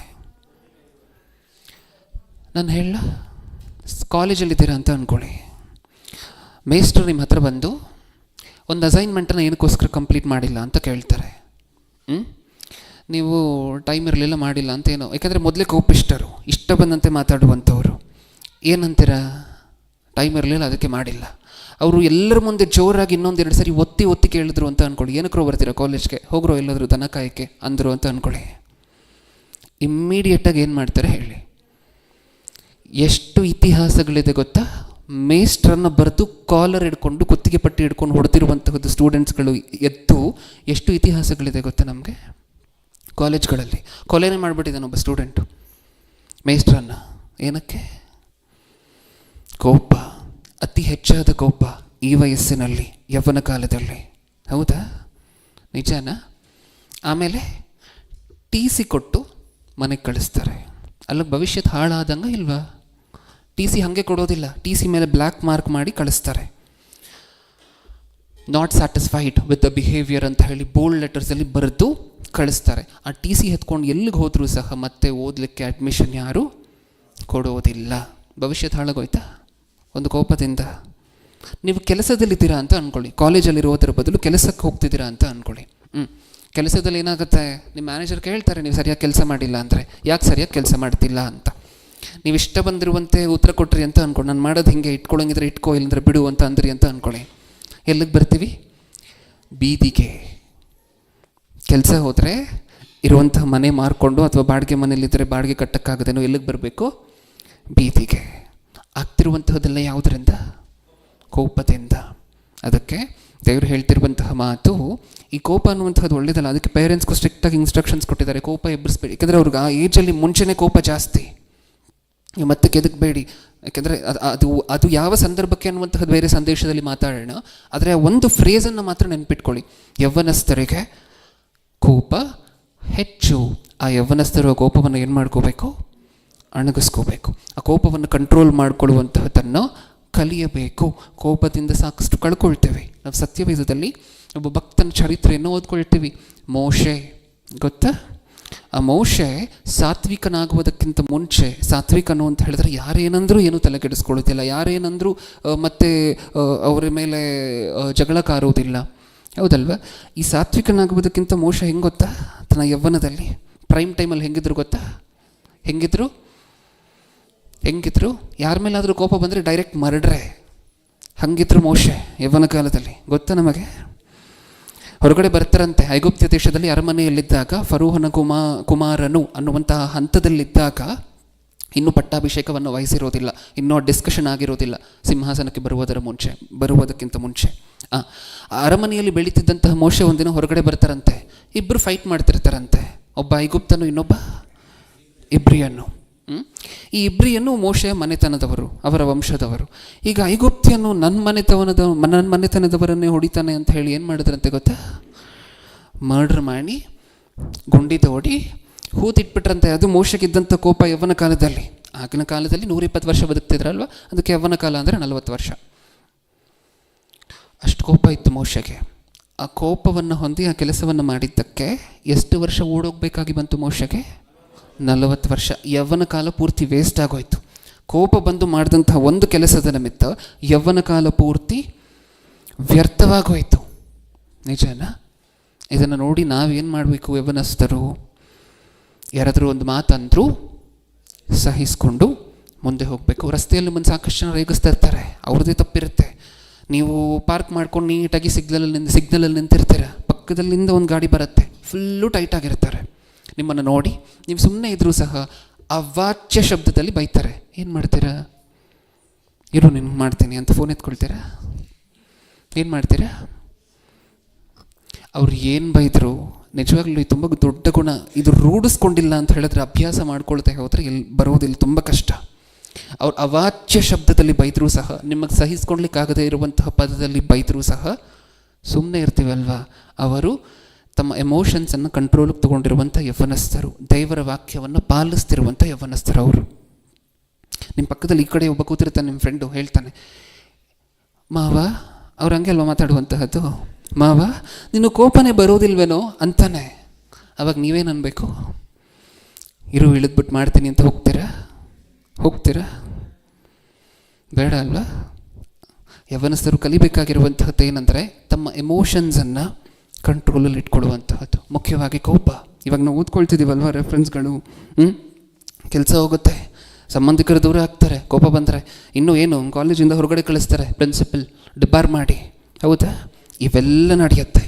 ಅದಕ್ಕೆ ನಾವು ಈಗಿನವರೆಗೂ ಆಲೋಚನೆ ಮಾಡಿರುವಂಥ 2 ಪ್ರಿನ್ಸಿಪಲ್ಸಲ್ಲಿ ಮೊಟ್ಟ ಮೊದಲನೇದು ನಮ್ಮ ಮಾತಿನ ಮೇಲೆ ನಿಗಾ ಇರಬೇಕು. ನೆಕ್ಸ್ಟ್ ಒನ್, ಕೋಪವನ್ನು ಹದ್ದು ಬಸ್ತಿನಲ್ಲಿ ಇಟ್ಕೊಂಡಿರಬೇಕು. ನೆಕ್ಸ್ಟ್ ಪಾಯಿಂಟ್ ಬರ್ಕೊಳ್ಳಿ, 3rd ಪಾಯಿಂಟ್. ನಾವು ದೇವರ ದಯೆಯನ್ನು ಸಂಪಾದಿಸುವುದರ ಜೊತೆ ಮನುಷ್ಯರ ದಯೆಯನ್ನು ಸಂಪಾದಿಸಬೇಕಾ ಬೇಡವಾ? ಸಂಪಾದಿಸಬೇಕು. ಯೌವನಸ್ಥರಾಗಿ ನಮಗಿರುವಂಥ ಇನ್ನೊಂದು ಬಾಧ್ಯತೆ ಏನು? ದೇವರ ದಯೆಯನ್ನು ಸಂಪಾದಿಸುವುದರ ಜೊತೆಯಲ್ಲಿ ಯಾರ ದಯೆನೂ ಬೇಕು ನಮಗೆ? ಮನುಷ್ಯರ ದಯೆನೂ. ನೀವೆಲ್ಲರಿಗೂ ಇಷ್ಟ ಆಗಬೇಕು. ಸತ್ಯವೇದದಲ್ಲಿ ಯೇಸು ಕ್ರಿಸ್ತರ ಬಗ್ಗೆ ಒಂದು ಮಾತನ್ನು ಓದ್ಕೊಳ್ತೀವಲ್ವ, ಲೂಕನು ಬರೆದ ಸುವಾರ್ತೆ 2ನೇ ಅಧ್ಯಾಯ 52ನೇ ವಚನ. ಲೂಕನು ಬರೆದ ಸುವಾರ್ತೆ 2ನೇ ಅಧ್ಯಾಯ 52ನೇ ವಚನ. ಯೇಸು ಜ್ಞಾನದಲ್ಲಿಯೂ ದೇಹ ಬಲದಲ್ಲಿಯೂ ವೃದ್ಧಿಯಾಗುತ್ತಾ ಬಂದನು, ಇದಲ್ಲದೆ ದೇವರ ಮತ್ತು ಮನುಷ್ಯರ ದಯೆಯು ಆತನ ಮೇಲೆ ಹೆಚ್ಚಾಗುತ್ತಾ ಬಂತು. ಯೇಸು ಜ್ಞಾನದಲ್ಲಿಯೂ ದೇಹ ಬಲದಲ್ಲಿಯೂ ವೃದ್ಧಿಯಾಗುತ್ತಾ ಬಂದನು, ಇದಲ್ಲದೆ ದೇವರ ಮತ್ತು, ಅದು ಯಾರಾದರೂ ಸೈಲೆಂಟ್ ಮಾಡಿ, ಮೊಬೈಲಲ್ಲಿದೆ ನೋಡಿ. ಯೇಸು ಜ್ಞಾನದಲ್ಲಿಯೂ ದೇಹ ಬಲದಲ್ಲಿಯೂ ವೃದ್ಧಿಯಾಗುತ್ತಾ ಬಂದನು, ಇದಲ್ಲದೆ ದೇವರ ಮತ್ತು ಮನುಷ್ಯರ ದಯೆಯು ಆತನ ಮೇಲೆ ಹೆಚ್ಚಾಗುತ್ತಾ ಬಂತು. ಇಲ್ಲಿ ಏನಂತ ಬರ್ಸಿದ್ದಾರೆ? ದೇವರ ದಯೆ ಮಾತ್ರ ಅಂತ ಬರ್ಸಿದ್ದಾರೆ, ಮನುಷ್ಯರ ದಯೆನೂ. ಮನುಷ್ಯರ ದಯೆ ಯಾವಾಗಿರುತ್ತೆ ನಿಮ್ಮ ಮೇಲೆ ಹೇಳಿ? ಯೌವನಸ್ಥರಾಗಿ ನಿಮ್ಮ ಮೇಲೆ ಮನುಷ್ಯರ ದಯೆ ಯಾವಾಗಿರುತ್ತೆ? ನೀವೆಲ್ಲರಿಗೂ ಎದುರುತ್ತರ ಕೊಡ್ತಾಯಿದ್ದೀರಾ, ಎಲ್ಲರೂ ಹೇಳಿದ್ದಕ್ಕೆ ವಿರುದ್ಧವಾಗಿ ಮಾತಾಡ್ತೀರಾ, ಎಲ್ಲರಿಗೂ ಸಹ ಯಾರನ್ನೂ ಸಹ ಮರ್ಯಾದೆ ಕೊಟ್ಟು ಕರೆಯೋದಿಲ್ಲ, ಯಾರ ಜೊತೆಗೂ ಸಹ ಮರ್ಯಾದೆಯಿಂದ ಮಾತಾಡೋದಿಲ್ಲ, ಯಾರ ಜೊತೆನೂ ಪ್ರೀತಿ ವಿಶ್ವಾಸದಿಂದ ಮಾತಾಡೋದಿಲ್ಲ ಅಲ್ವಾ? ನಿಮಗೆ ಅಲ್ವಾ ಮನುಷ್ಯರ ದಯೆ ಸಿಕ್ಕುವಂತಹದ್ದು? ನಿಜಾನ? ಶಾಪ ಹಾಕ್ತಾರೆ, ಕರೆಕ್ಟು. ತುಂಬ ಸಂತೋಷ ಮಾತನ್ನು ಹೇಳಿದ್ದಕ್ಕೆ. ಶಾಪ ಹಾಕ್ತಾರೆ ಗೊತ್ತಾ? ಹಿರಿಯರು ಶಾಪ ಹಾಕಿದ್ರೆ ಅವ್ರು ಶಾಪ ಹಾಕಿದ್ದಕ್ಕಲ್ಲದೆ ಇದ್ರೂ ದೇವರು ಅವರ ಮನಸ್ಸನ್ನು ನೀವು ನೋಯಿಸೋದಕ್ಕೆ ಆ ಶಾಪ ನಿಮ್ಮ ಮೇಲೆ ಬರುವಂಗೆ ಮಾಡ್ತಾರೆ. ನಿಜನಾ ಇಲ್ವಾ? ನಮ್ಮ ನಡವಳಿಕೆ ಹೇಗಿದ್ರೂ ಮನುಷ್ಯರಿಗೆ ಇಷ್ಟ ಆಗ್ತವೆ. ಎಲ್ಲರ ಜೊತೆ ತಗ್ಗಿಸ್ಕೊಂಡು, ಎಲ್ಲರಿಗೂ ವಿಧೇಯರಾಗಿ, ಯೌವನಸ್ಥರಾಗಿ, ಹೌದಾ? ಚೇರ್ ಮೇಲೆ ಕಾಲು ಹಾಕ್ಕೊಂಡು ನೀಟಾಗಿ ಕೂತ್ಕೊಂಡು ಆಕಾಶ ನೋಡ್ತಾ ಇರ್ತೇವೆ. ನಮ್ಮ ಮುಂದೆ ಒಬ್ಬರು ತಾತ ಪಪ್ಪ ಕೂತ್ಕೊಳ್ಲಿಕ್ಕಾಗದೆ ಆ ಕಡೆ ಈ ಕಡೆ ಓಡಾಡ್ತಿರ್ತಾರೆ, ಎಲ್ಲೂ ಜಾಗ ಸಿಗತ್ತೆ. ನಾವು ಮಾತ್ರ ಆಕಾಶ ನೋಡ್ತಿರ್ತೇವೆ ಅಥವಾ ಫೋನ್ ನೋಡ್ತಿರ್ತೇವೆ. ಮನುಷ್ಯರ ದಯೆ ನಮ್ಮ ಮೇಲೆ ಬರುತ್ತಾ? ಅದೆಲ್ಲ ಬೇಕಲ್ವಾ? ನಮ್ಮ ಸಾತ್ವಿಕತೆ, ನಮ್ಮ ಬಿಹೇವಿಯರ್, ನಾವು ತಗ್ಗಿಸ್ಕೊಡುವಂತಹದ್ದು, ನಾವು ಅವ್ರ ಜೊತೆ ಮಾತಾಡುವಂತಹದ್ದು, ಪ್ರೀತಿ ವಿಶ್ವಾಸವನ್ನು ತೋರಿಸುವಂತಹದ್ದು, ಇನ್ನೊಬ್ಬರು ಹೇಳಿದ್ದನ್ನು ಕೇಳಿಸ್ಕೊಡುವಂತಹದ್ದು, ಮಾತಾಡ್ಲಿಕ್ಕೆ ಆತರ ಪಡದೇ ಇರುವಂತಹದ್ದು, ಇವೆಲ್ಲವೂ ಬೇಕಲ್ವ ಯೌವನಸ್ಥರಾಗಿ ನಮಗೆ? ನಿಜಾನ? ಇವ್ರಿಗೆಲ್ಲ ಮನುಷ್ಯರ ದಯೆನೂ ಸಿಕ್ತು ಅಂತ ಹೇಳಿದ್ರೆ ತಮಾಷೆಯಾಗಿರಲಿಲ್ಲ ಅದು. ಅವ್ರು ಹಂಗಿದ್ರು ಅಷ್ಟು ಚೆನ್ನಾಗಿತ್ತು ಅವರ ನಡವಳಿಕೆ. ನಿನ್ನೆ ದಾನಿಯೇಲನ ಗ್ರಂಥದಲ್ಲಿ ಒಂದು ಮಾತನ್ನು ಓದ್ಕೊಂಡ್ವಿ. ರಾಜನ ಆಹಾರ ನೀನು ತಿನ್ನಲೇಬೇಕು ಅನ್ನುವಂಥ ಆದೇಶ ಹೊರಡಿದ್ದಾಗ ರಾಜನ ಕಡೆಯಿಂದ ದಾನಿಯೇಲನು ಯಾರ ಹತ್ರ ಹೋಗಿ ನಾನು ರಾಜನ ಆಹಾರ ಬೇಡ ಅಂಥೇಳಿ ರಿಕ್ವೆಸ್ಟ್ ಮಾಡ್ಕೊಳ್ತಾರೆ? ಕಂಚುಕಿಯ ಅಧ್ಯಕ್ಷನ ಹತ್ರ ಹೋಗಿ ದಯವಿಟ್ಟು ನನಗೆ ರಾಜ ಭೋಜನ ಮತ್ತು ದ್ರಾಕ್ಷಾರಸ ಬೇಡ ಅಂತ ರಿಕ್ವೆಸ್ಟ್ ಮಾಡ್ಕೊಳ್ತಾರೆ. ದಾನಿಯೇಲನ ಬಿಹೇವಿಯರ್ ಎಷ್ಟು ಚೆನ್ನಾಗಿದ್ರೆ ಕಂಚುಕಿಯ ಅಧ್ಯಕ್ಷನ ಅದಕ್ಕೆ ಒಪ್ಕೊಳ್ತಾರೆ. ನಾವು ನಿನ್ನೆ ಮಾತಾಡಿದ್ವಿ ಅದರ ಬಗ್ಗೆ. ಆ ಸಂದರ್ಭದಲ್ಲಿ ಡೀಟೇಲ್ಡಾಗಿ ಇಳಿದು ಅನಲೈಸ್ ಮಾಡಬೇಕಾದ್ರೆ ಏನರ್ಥ ಆಯಿತು ನಮಗೆ? ಆ ಸಿಚುವೇಶನ್ ಹೆಂಗಿರ್ಬೋದು? ಕಂಚುಕಿ ಏನಂತ ಹೇಳಿರ್ಬೋದು ದಾನಿಯೇಲನಿಗೆ? ದಾನಿಯೇಲನೇ, ನಿನ್ನ ಜಾಗದಲ್ಲಿ ಬೇರೆ ಯಾರಾದರೂ ಬಂದು ನಾನು ಕೊಟ್ಟಿರುವಂತಹ ರಾಜಭೋಜನವನ್ನು ಬೇಡ ಅಂತ ಹೇಳಿದ್ರೆ ಅವರ ಕಣ್ಣುಗಳನ್ನು ಕಿತ್ತಾಕ್ತೈತೆ. ನೀನು ಬಂದು ಹೇಳಿರೋದಕ್ಕೋಸ್ಕರ ಅದನ್ನು ಒಪ್ಕೊಳ್ತಿದ್ದೀನಿ. ನೀನು ಹೇಳಿರೋದಕ್ಕೆ ನೀನು ಅಂದರೆ ನನ್ನ ಮನಸ್ಸಿನಲ್ಲಿ ಸ್ಪೆಷಲ್ ಸ್ಟೇಟಸ್ ಇದೆ. ಆ ಸ್ಪೆಷಲ್ ಸ್ಟೇಟಸ್ ಯೌವನಸ್ಥರಾಗಿ ನಮಗೆ ಇರಬೇಕು. ಯಾರ್ಯಾರ ಹತ್ರ? ಎಲ್ಲರ ಹತ್ರನೂ. ನೀವು ಯಾರ್ಯಾರ ಕಾಂಟ್ಯಾಕ್ಟಿಗೆ ಬರ್ತೀರೋ, ಸಭೆಯಲ್ಲಿದ್ದೀವ, ಸಭೆಯಲ್ಲಿ ಎಲ್ಲರ ಮೈಂಡಲ್ಲೂ ಒಂದು ಗುಡ್ ಇಂಪ್ರೆಷನ್ ಅನ್ನುವಂಥದ್ದು ನಿಮ್ಮ ಮೇಲಿರಬೇಕು. ನೀವು ಕೆಲಸಕ್ಕೆ ಹೋಗ್ತೀರಾ, ಕೆಲಸ ಮಾಡುವಂತಹ ಜಾಗದಲ್ಲಿ ಎಲ್ಲರ ಮೈಂಡಲ್ಲೂ ಒಂದು ಗುಡ್ ಇಂಪ್ರೆಷನ್ ನಿಮ್ಮ ಮೇಲಿರಬೇಕು. ನೀವು ಕಾಲೇಜಲ್ಲಿ ಓದ್ತಿದ್ದೀರಾ, ಲೆಕ್ಚರರ್ಸ್ ನಿಮ್ಮ ನೋಡಿ ಅಪ್ಪ ಆತನು ಬರೀ ಹಿಂದೆ ಕೂತ್ಕೊಂಡು ಕಮೆಂಟ್ ಕೊಡುವಂತಹದ್ದೇ ಅಂತ ಅನ್ಬಾರ್ದು. ಅವರ ಮೈಂಡಲ್ಲೂ ನೀವೊಂದು ಒಳ್ಳೆಯ ಇಂಪ್ರೆಷನನ್ನು ಹೊಂದಿರಬೇಕು. ನಿಜಾನ? ಅವಾಗೇ ಅಲ್ವಾ ನೀವು ಕ್ರೈಸ್ತರು ಅಂತ ಅವ್ರಿಗೆ ಗೊತ್ತಾಗುವಂತಹದ್ದು. ಯಾಕೋ ಈ ಹುಡುಗನ ಅಥವಾ ಈ ಹುಡುಗಿಯ ನಡವಳಿಕೆ ಒಂಥರ ಇಂಟ್ರೆಸ್ಟಿಂಗ್ ಆಗಿದೆ, ಚೆನ್ನಾಗಿದೆ ಅಂತ ಅವ್ರು ಅಂದ್ಕೊಂಡಾಗಲ್ವ ನಿಮ್ಮನ್ನು ಕೇಳುವಂತಹದ್ದು. ಅವಾಗಲ್ವ ನೀವು ನಂಬಿರುವಂಥ ಯೇಸು ಕ್ರಿಸ್ತರನ್ನು ಅವರೂ ಸಹ ನಂಬಲಿಕ್ಕೆ ಆಸ್ಪದವಾಗುವಂತಹದ್ದು. ಹೌದಾ? ಅದಕ್ಕೆ ಥರ್ಡ್ ಪಾಯಿಂಟಾಗಿ ಏನನ್ನು ನೋಡ್ತಿದ್ದೇವೆ? ದೇವರ ದಯೆ ಮಾತ್ರ ಅಲ್ಲ, ದೇವರ ದಯೆಯ ಜೊತೆ ಯಾರ ದಯೆಯನ್ನೂ ಸಂಪಾದಿಸಬೇಕು, ಮನುಷ್ಯರ ದಯೆಯೂ ಸಹ. ಯಾಕೋ ಯೌವನ ಕಾಲಕ್ಕೆ ಬಂದ ತಕ್ಷಣ ತಂದೆ ತಾಯಿ ಮಾತನ್ನು ತುಂಬ ಜನ ಕೇಳೋದಿಲ್ಲ ಅಲ್ವಾ? ನಿಜಾನ? ಎದುರುತ್ತರಗಳು ಶುರುವಾಗಿರುತ್ತೆ, ಜೋರ ಕಿರ್ಚಾಡುವಂತಹ ಶುರುವಾಗಿರುತ್ತೆ. ಯಾವಾಗಲೂ ಕಿರ್ಚಾಟನೇ ಮನೆಯಲ್ಲಿ. ನಿನಗೇನು ಗೊತ್ತಾಗೋದಿಲ್ಲ, ಸುಮ್ಮನೆ ಇರು. ತಂದೆ ತಾಯಿ ಹತ್ರ ಮಾತಾಡುವಂತಹ ಮಾತು, ನಿನಗೇನು ಗೊತ್ತಾಗೋದಿಲ್ಲ, ಸುಮ್ಮನೆ ಇರು. ನಿಜಾನ? ಏನು ಗೊತ್ತಾಗೋದಿಲ್ವ ಅವರಿಗೆ? ನಿಮಗೆ 25 ವರ್ಷ ಅಂದರೆ ರಫ್ ಆಗಿ ನಿಮ್ಮ ತಂದೆ ತಾಯಿಗೆ 50 ವರ್ಷ ಆಗಿರುತ್ತೆ. ನಿಮಗೆ 25 ವರ್ಷಕ್ಕೆ ಇಷ್ಟು ಗೊತ್ತಾಗಿದೆ ಅಂದರೆ ನಿಮಗಿಂತ ಅವ್ರಿಗೆ ಎಷ್ಟು ಏಜ್ ಆಗಿದೆ? ಡಬಲ್ ಆಗಿದೆ. ಅವ್ರಿಗೆ ಎಷ್ಟು ಗೊತ್ತಿರಬೇಕು ಹೇಳಿ? ನಿಜಾನ ಇಲ್ವಾ? ನೀವು 1 ವರ್ಷ ಇದ್ದಾಗ ಹೆಂಗಿದ್ರಿ? ಏನು ಗೊತ್ತಿಲ್ಲದೆ, ನಿಮಗೆ 1 ವಯಸ್ಸಿರಬೇಕಾದ್ರೆ ಮಗುವಾಗಿದ್ದಾಗ ಹೇಗಿದ್ರಿ? ಏನು ಗೊತ್ತಿಲ್ಲದಿರೋರು ಹಾಗೆ. ಈಗ 25 ವರ್ಷ ಆಗಿದೆ. 25 ವರ್ಷದಲ್ಲಿ ನೀವು ಸಂಪಾದನೆ ಮಾಡಿರುವಂತಹ ಜ್ಞಾನ ಅಷ್ಟು. ನಿಮಗೆ 25 ವರ್ಷಕ್ಕೆ ಅಷ್ಟು ಗೊತ್ತು ಅಂದರೆ ಅವ್ರಿಗೆ 50 ವರ್ಷ ಆಗಿದೆ. ಅವ್ರಿಗೆ ನಿಮಗಿಂತ 2ರಷ್ಟು ಗೊತ್ತಿರಬೇಕಲ್ವ? ಅವ್ರು ಅಪ್ಡೇಟ್ ಆಗಿಲ್ಲ ಬರ್ತಾರೆ. ಕೆಲವು ಸಾರಿ ತಂದೆ ತಾಯಿಯಂದಿರು ಹೇಳುವಂಥ ಎಲ್ಲ ಮಾತುಗಳು ಎಲ್ಲ ಸಂದರ್ಭದಲ್ಲೂ ಸರಿಯಾಗೇ ಇರುತ್ತೆ. ಅದನ್ನು ನೀವು ಮಾಡಲೇಬೇಕು ಅಂತ ನಾನು ಹೇಳ್ತಿಲ್ಲ. ನಿಮ್ಮ ದೊಡ್ಡವರಾದ ನಂತರ ಒಂದು ವೇಳೆ ನಿಮಗೆ 30 ವಯಸ್ಸಾಗಿದ್ದರೆ, ಅವರು 60 ವಯಸ್ಸಾಗಿದ್ದರೆ, ಅವ್ರು ಹೇಳುವಂಥ ಮಾತುಗಳನ್ನೆಲ್ಲ ನೀವು ಮಾಡಬೇಕು, ಅವ್ರು ಹೇಳುವಂತಹದ್ದೆಲ್ಲ ಸರಿಯೇ ಅಂತ ನಾನು ಹೇಳ್ತಿಲ್ಲ ಇಲ್ಲಿ. ಅವ್ರು ಹೇಳ್ತಿರುವಂತಹದ್ರಲ್ಲಿ ಕೆಲವು ತಪ್ಪಾಗಿದ್ರೂ ಸಹ ಸರಿಯಾಗಿರುವಂತಹದ್ದು ಏನು ಅಂತ ಹೇಳಿ ಅವರಿಗೆ ಕನ್ವಿನ್ಸ್ ಮಾಡುವಂತಹ ರೀತಿ ಒಂದಿದೆ. ನಿಜಾನ? ರೀತಿ ಒಂದಿದೆ. ನಿಜಾನ? ಅವ್ರ ತಪ್ಪೆ ಅಂತ ಅಂದ್ಕೊಳ್ಳಿ, ನಿಮ್ಮದು ಸರಿನೇ ಅಂತ ಅಂದ್ಕೊಳ್ಳಿ. ಅದನ್ನು ಹೇಳುವಂತಹದ್ದು ಹೇಗೆ ಅವ್ರ ಹತ್ರ? ನಿನಗೇನು ಗೊತ್ತಾಗಲ್ಲ, ಸುಮ್ಮನೆ ಇರು, ನೀನು ಆ ಕಾಲದವರು, ನಾವು ಈ ಕಾಲದವರು, ಹಿಂಗೇನೋ ಹೇಳುವಂತಹದ್ದು. ಅದನ್ನು ಅವ್ರಿಗೆ ಅರ್ಥ ಮಾಡಿಸುವಂತಹ ರೀತಿ ಒಂದಿದೆ. ನಿಜಾನ? ಅವರು ಒಂದು ಚೇರ್ ಹಾಕ್ಕೊಂಡು ಅವ್ರ ಪಕ್ಕದಲ್ಲಿ ಕೂತ್ಕೊಂಡು ಇದು ಹಿಂಗೆ ಈ ಕಾಲದಲ್ಲಿ ಹಿಂಗಿದೆ, ಇದನ್ನೆಲ್ಲ ಕೇಳಿದ ಮೇಲೆ ನಿನಗೇನು ಅನ್ಸತ್ತೆ ಇವಾಗ ಹೇಳು ಅಂತ ಕೇಳಿ ಒಂದ್ಸಾರಿ. ಅವಾಗ ಹೇಳ್ತಾರೆ, ಅವ್ರಿಗೂ ಅರ್ಥ ಆದರೆ ಆಗತ್ತೆ. ನಾವು ಹಂಗಲ್ಲ ಅಲ್ವಾ ಮಾಡುವಂತಹದ್ದು. ನಿನಗೇನೂ ಗೊತ್ತಾಗೋದಿಲ್ಲ, ಸುಮ್ಮನೆ ಇರು. ನಿಜನ? ಅದಕ್ಕೆ ನಾವು ಆಲೋಚನೆ ಮಾಡ್ತಿರುವಂತಹದ್ದು. ಹಿಂಗೆ ಮಾಡಿದ್ರೆ ಮನುಷ್ಯರ ದಯೆ ಯಾವಾಗಿರುತ್ತೆ ಪ್ರಿಯರೇ ನಮ್ಮ ಮೇಲೆ ಹೇಳಿ? ಇರ್ಲಿಕ್ಕೆ ಸಾಧ್ಯನಾ? ಎಲ್ಲರೂ ನಮ್ಮನ್ನು ಹೇಟ್ ಮಾಡ್ತಿರ್ತಾರೆ. ನಮ್ಮ ಕುಟುಂಬದಲ್ಲಿ ಎಲ್ರಿಗೂ ನಾವಂದರೆ ಆಗೋದಿಲ್ಲ. ಹಂಗಿರುತ್ತೆ ಪರಿಸ್ಥಿತಿ. ನಾವು ಒಂದು ವೇಳೆ ಮನುಷ್ಯರ ದಯೆ ನಮಗೆ ಬೇಡ ಅಂತ ಹೇಳಿದ್ರೆ, ನಮ್ಮ ಮಾತು ಇಷ್ಟ ಬಂದಂತೆ ಇದ್ದರೆ, ನಮ್ಮ ನಡವಳಿಕೆ ಇಷ್ಟ ಬಂದಂತೆ ಇದ್ದರೆ, ನಮ್ಮ ಕುಟುಂಬದಲ್ಲಿ ಎಷ್ಟು ಜನ ಇರ್ತಾರೋ, ಚಿಕ್ಕಪ್ಪ, ದೊಡ್ಡಮ್ಮ, ಅವರು ಇವರು ಎಲ್ಲರೂ ನಮ್ಮನ್ನು ಹೇಟ್ ಮಾಡುವಂಥವ್ರೆ. ಕೆಲಸಕ್ಕೆ ಹೋಗುವಂಥ ಜಾಗದಲ್ಲಿ ನಾವು ಅಂದರೆ ಯಾರಿಗೂ ಆಗೋದಿಲ್ಲ, ನಿಮ್ಮ ಕಾಲೇಜಲ್ಲಿ ನೀವು ಅಂದರೆ ಯಾರಿಗೂ ಆಗೋದಿಲ್ಲ. ಹಂಗಿರುತ್ತೆ ಪರಿಸ್ಥಿತಿ. ಬೇಕಾ? ಹಂಗಿರ್ಬೇಕಾ? ಹೆಂಗಿದ್ರಂತೆ ದಾನಿಯೇಲನು, ಯೇಸು ಕ್ರಿಸ್ತರೆಲ್ಲ ತಮ್ಮ ಯೌವನ ವಯಸ್ಸಿನಲ್ಲಿ ಹೇಗಿದ್ರು? ದೇವರ ದಯೆ ಜೊತೆಯಲ್ಲಿ ಮನುಷ್ಯರ ದಯೆ ಬರಬೇಕು ಅಂದರೆ ಕಷ್ಟಪಡಬೇಕಲ್ವಾ? ನಡವಳಿಕೆಯನ್ನು ಚೇಂಜ್ ಮಾಡ್ಕೊಳ್ಬೇಕಲ್ವಾ? ಓಕೆ, ಇದು ಥರ್ಡ್ ಪಾಯಿಂಟ್ ಆಗಿತ್ತು. ಕೊನೆಯ ಪಾಯಿಂಟ್, 4ನೇ ಪಾಯಿಂಟ್. 4 ಪಾಯಿಂಟನ್ನು ಮಾತಾಡೋಣ, 4 ಪ್ರಿನ್ಸಿಪಲ್ಸ್ನ ಬಗ್ಗೆ ಮಾತಾಡೋಣ ಅಂತ ಹೇಳಿದ್ನಲ್ವಾ? ಕೊನೆಯ ಪಾಯಿಂಟ್ ಏನು? ದುರ್ಸಹವಾಸದಿಂದ ದೂರವಿರಬೇಕು. ಯಾವ ಸಹವಾಸದಿಂದ?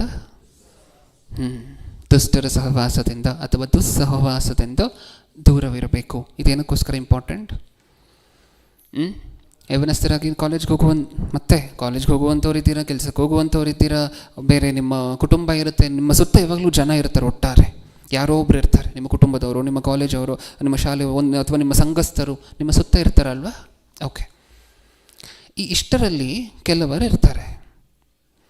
ಹಳೆ ಕಾಲದಲ್ಲಿ ದೊಡ್ಡವರೆಲ್ಲ ಹೇಳ್ತಿರ್ತಾರೆ, ಏನು, ನಿನ್ನ ಜೊತೆ ಯಾರು ಇರ್ತಾರೆ ಅಂತೇಳಿ ಗೊತ್ತಾದರೆ ನೀನು ಎಂಥವನು ಅಂತ ಹೇಳ್ತೀನಿ ಅಂತಾನೆ. ನಿಜನಾ ಇಲ್ವಾ?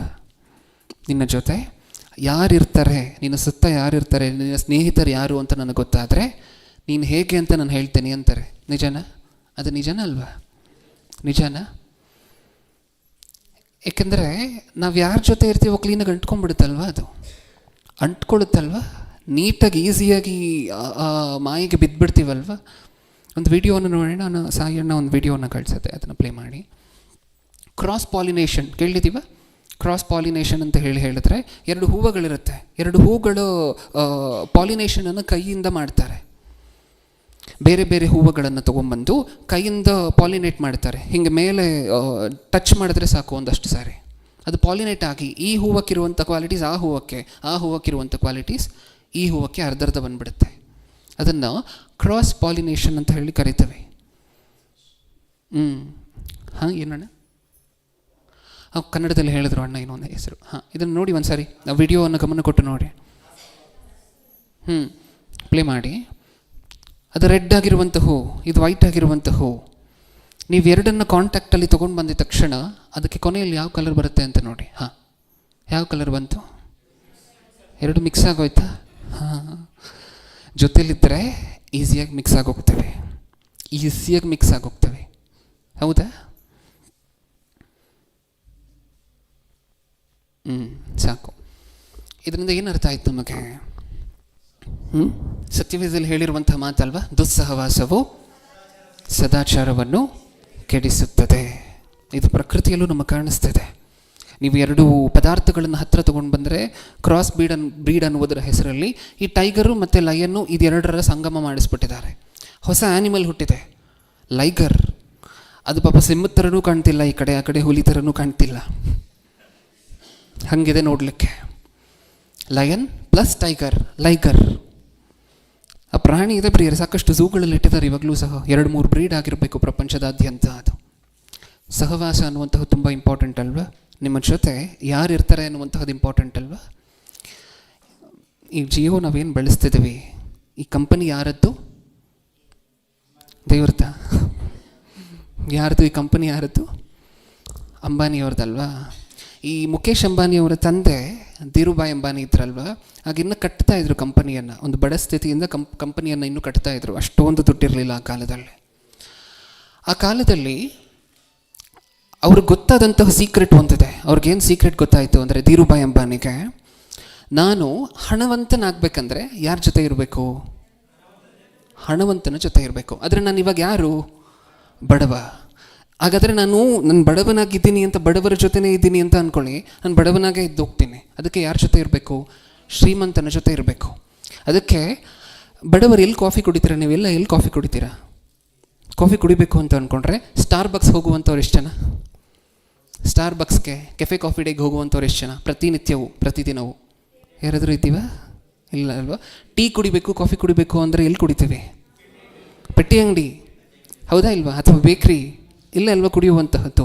ಅವರು ಬಡವರಾಗಿದ್ದರು, ಹಣ ಇಲ್ಲದೆ ಹೋದರೂ ಸ್ಟಾರ್ಬಕ್ಸ್ ಅಂತ ದೊಡ್ಡ ಕಾಫಿ ಶಾಪ್ಗೆ ಹೋಗಿ ಕಾಫಿ ಕುಡಿತಿದ್ರಂತೆ. ಕಷ್ಟಪಟ್ಟು ಕಾಫಿ ದುಡ್ಡನ್ನು ಸೇರಿಸ್ಕೊಂಡು ಹೋಗಿ ಕಾಫಿ ಕುಡಿತಿದ್ರಂತೆ. ಏನಕ್ಕೋಸ್ಕರ ಗೊತ್ತಾ? ಅಲ್ಲಿ 4 ಜನ ಶ್ರೀಮಂತರು ಬರ್ತಾರೆ, ಆ 4 ಜನರ ಜೊತೆ ಸೇರಿದ್ರೆ ನನಗೂ ಹೇಗೆ ಶ್ರೀಮಂತನಾಗಬೇಕು ಅಂತ ಹೇಳಿ ಶ್ರೀಮಂತರು ಯೋಚನೆ ಮಾಡುವಂಥ ರೀತಿ ನನಗೂ ಗೊತ್ತಾಗತ್ತೆ ಅಂತ. ಇವಾಗ ಇದರಿಂದ ಏನು ಕಲ್ತ್ವಿ? ನಾಳೆಯಿಂದ ನಾವು ಸ್ಟಾರ್ಬಕ್ಸ್ಗೆ ಹೋಗಿ ಕಾಫಿ ಕುಡಿಬೇಕು, ಅದಾ? ಇದರಿಂದ ಏನು ಅರ್ಥ ಆಯ್ತು ನಮಗೆ? ನಮ್ಮ ಸಹವಾಸವನ್ನು ನಾವು ಹೇಗೆ ಸೆಲೆಕ್ಟ್ ಮಾಡ್ಕೋಬೇಕು ಅಂದರೆ, ನಾವು ಯಾವಾಗಲೂ ಯಾರ ಜೊತೆ ಇರ್ಲಿಕ್ಕೆ ಪ್ರಯತ್ನ ಪಡಬೇಕು ಅಂದರೆ, ನಮಗಿಂತ ಭಕ್ತಿಯಲ್ಲಿ 2 ಸ್ಟೆಪ್ ಮುಂದೆ ಇರಬೇಕು ಆ ವ್ಯಕ್ತಿ. ಯಾರ ಜೊತೆ ಇರಬೇಕು? ನಮಗಿಂತ 2 ರೆಫರೆನ್ಸ್ ಹೆಚ್ಚಾಗಿ ಗೊತ್ತಿರುವಂಥವ್ರಲ್ಲ. ಯಾರ ಜೊತೆ ಇರಬೇಕು? ನಮಗಿಂತ ಭಕ್ತಿಯಲ್ಲಿ, ವಿಶ್ವಾಸದಲ್ಲಿ, ನಂಬಿಕೆಯಲ್ಲಿ 2 ಹೆಜ್ಜೆ ಮುಂದೆ ಇರಬೇಕು. ಅವರ ಜೊತೆ ನಾವು ಇರಬೇಕು. ನೀವು ಅವ್ರ ಜೊತೆ ಇದ್ದರೆ ನಿಮ್ಮನ್ನು ಹಾಗೆ ತೇಲಿಸ್ಕೊಂಡು ಕರ್ಕೊಂಡು ಹೊರಟೋಗ್ತಾರೆ ಮುಂದೆ ಮುಂದೆ ಮುಂದೆ ಮುಂದೆ, ಭಕ್ತಿಯಲ್ಲಿ, ವಿಶ್ವಾಸದಲ್ಲಿ. ನೀವು ಯಾರ ಜೊತೆನಾದರೂ ಇದ್ದೀರಾ, ಅವ್ರ ಭಕ್ತರು, ನೀವು ಅಷ್ಟೊಂದು ಭಕ್ತರಲ್ಲದೇ ಇದ್ದರೂ ನೀವೆಲ್ಲಾದರೂ ಹೋಗ್ತೀರಾ ಊಟಕ್ಕೆ, ಅವ್ರು ಊಟ ಮಾಡುವುದಕ್ಕಿಂತ ಮುಂಚೆ ಪ್ರಾರ್ಥನೆ ಮಾಡ್ತಾರೆ, ತಂದೆ ಈ ಊಟವನ್ನು ನಾನು ಕೊಟ್ಟಿದ್ದಕ್ಕೆ ಸ್ತೋತ್ರ ಅಂತ. ನೀವು ಮುಖ ನೋಡ್ತಿರ್ತೀರ, ಈ ವ್ಯಕ್ತಿ ಏನಪ್ಪ ಇಷ್ಟೊಂದು ಭಕ್ತಿ, ಊಟಕ್ಕೆ ಪ್ರಾರ್ಥನೆ ಮಾಡ್ತಾರೆ, ಇದಕ್ಕೆ ಪ್ರಾರ್ಥನೆ ಮಾಡ್ತಾರೆ, ಅದಕ್ಕೆ ಪ್ರಾರ್ಥನೆ ಮಾಡ್ತಾರೆ ಅಂತ. ಒಂದಷ್ಟು ದಿವಸಗಳು ಅವ್ರ ಜೊತೆಗೆ ಇದ್ದರೆ ನಿಮಗೆ ಗೊತ್ತಿಲ್ಲದೆ ಆ ಅಭ್ಯಾಸಗಳೆಲ್ಲ ನಿಮಗೂ ಬಂದಿರುತ್ತೆ. ನಿಜನಾ? ನಮ್ಮ ಸಹವಾಸ ಎಷ್ಟು ಇಂಪಾರ್ಟೆಂಟ್. ಕೆಲವು ಸರಿ ನೀವು ಪರಲೋಕಕ್ಕೆ ಹೋಗ್ತಿರೋ ಇಲ್ವೋ ಅನ್ನುವಂಥದ್ರ ಮೇಲೆ ಡಿಪೆಂಡ್ ಆಗಿರುತ್ತೆ, ಗೊತ್ತಾ? ನಿಮ್ಮ ಫ್ರೆಂಡ್ಸ್ ಮೇಲೆ ಡಿಪೆಂಡ್ ಆಗಿರುತ್ತೆ. ನೀವು ಉತ್ತಮವಾಗಿರುವಂಥ ಭಕ್ತರನ್ನು, ನಿಮಗಿಂತ ವಿಶ್ವಾಸದಲ್ಲಿ ಹೆಚ್ಚಾಗಿರುವಂಥ ಭಕ್ತರನ್ನು ಫ್ರೆಂಡ್ಸ್ ಆಗಿ ಹೊಂದಿದ್ರೆ ಆ ಭಕ್ತಿಯನ್ನು ನಿಮಗೂ ಅಂಟಿಸ್ಬಿಟ್ಟು ಕರ್ಕೊಂಡು ಹೊರಟೋಗ್ತಾರೆ ಪರಲೋಕಕ್ಕೆ. ಅಷ್ಟೊಂದು ಮುಖ್ಯ ಸಹವಾಸ ಅನ್ನುವಂತಹದ್ದು, ನಿಮ್ಮ ಸುತ್ತ ಇರುವಂತಹ ಜನರು ಅನ್ನುವಂಥವರು. ದಾನಿಯೇಲನು ಒಂದು ಬೇರೆ ದೇಶದಲ್ಲಿದ್ದರೂ ಗುಲಾಮನಾಗಿ, ಸೇವಕನಾಗಿ ಬೇರೆ ದೇಶದಲ್ಲಿ ಕೊಂಡೊಯ್ಯಲ್ಪಟ್ಟರೂ ಸಹ ಇವರ ಸುತ್ತ ಇವರದ್ದೇ ಆಗಿರುವಂಥ ಫ್ರೆಂಡ್ ಸರ್ಕಲ್ ಇದ್ದರು. ನಿಮ್ಮ ಫ್ರೆಂಡ್ಸ್ ಯಾರಿರ್ತಾರೆ ಈ ಲೋಕದಲ್ಲಿ? ನಿಮ್ಮ ಫ್ರೆಂಡ್ಸ್ ಇದ್ದರೆ ಯಾರಿರ್ತಾರೆ?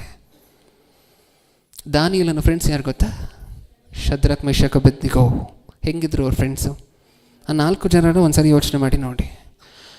ದಾನಿಯೇಲನು ನೋಡಿದ್ರೆ ರಾಜಭೋಜನ ಕೊಟ್ಟರೆ, ಇಲ್ಲ ನಾನು ಪಾಪ ಮಾಡಿಬಿಡ್ತೀನಿ, ಇದನ್ನು ಗೊತ್ತಿಲ್ಲದೆ ಯಾವುದಾದ್ರೂ ನಿಷೇಧ ಪದಾರ್ಥಗಳು, ಯಾಜಕ ಕಂಡ 11ನೇ ಅಧ್ಯಾಯದ ಪ್ರಕಾರ ಯಾವುದಾದ್ರೂ ರೆಸ್ಟ್ರಿಕ್ಟೆಡ್ ಫುಡ್ ಇದ್ದರೆ ಜೊತೆಲಿ ತಿಂದ್ಬಿಟ್ರೆ ಪಾಪ ಆಗುತ್ತೆ, ಸೊ ನನಗೆ ಫುಡ್ ಬೇಡ. ಇದು ದಾನಿಯೇಲನ ಭಕ್ತಿ. ಶದ್ರಕ್, ಮೇಷಕ್, ಅಬೇದ್ನೆಗೋ, ನೀವು ನಮ್ಮನ್ನು ಬೆಂಕಿಯಲ್ಲಿ ಹಾಕಿದ್ರೂ ಸಹ ನಾವು ಮಾತ್ರ ದೇವರನ್ನು ಬಿಡೋದಿಲ್ಲ. ಇದು ಶದ್ರಕ್, ಮೇಷಕ್, ಅಬೇದ್ನೆಗೋ ಭಕ್ತಿ. ಒಬ್ಬರಿಗೆ ಮೀರಿ ಒಬ್ಬರು, ಇನ್ನೊಬ್ಬರಿಗೆ ಮೀರಿ ಇನ್ನೊಬ್ಬರು. ನಿಜಾನ? ಕಾಂಪಿಟಿಷನ್ನ, ಸ್ಪರ್ಧೆನ ಇವ್ರ ಮಧ್ಯ. ಯಾರು ಹೆಚ್ಚು ಭಕ್ತರು, ಯಾರು ಹೆಚ್ಚು ವಿಶ್ವಾಸಿಗಳು, ಇವರ ಮಧ್ಯೆ ಎಷ್ಟು ದೊಡ್ಡ ಸ್ಪರ್ಧೆ ನಡೀತಿದೆ ನೋಡಿ ಒಂದ್ಸಾರಿ.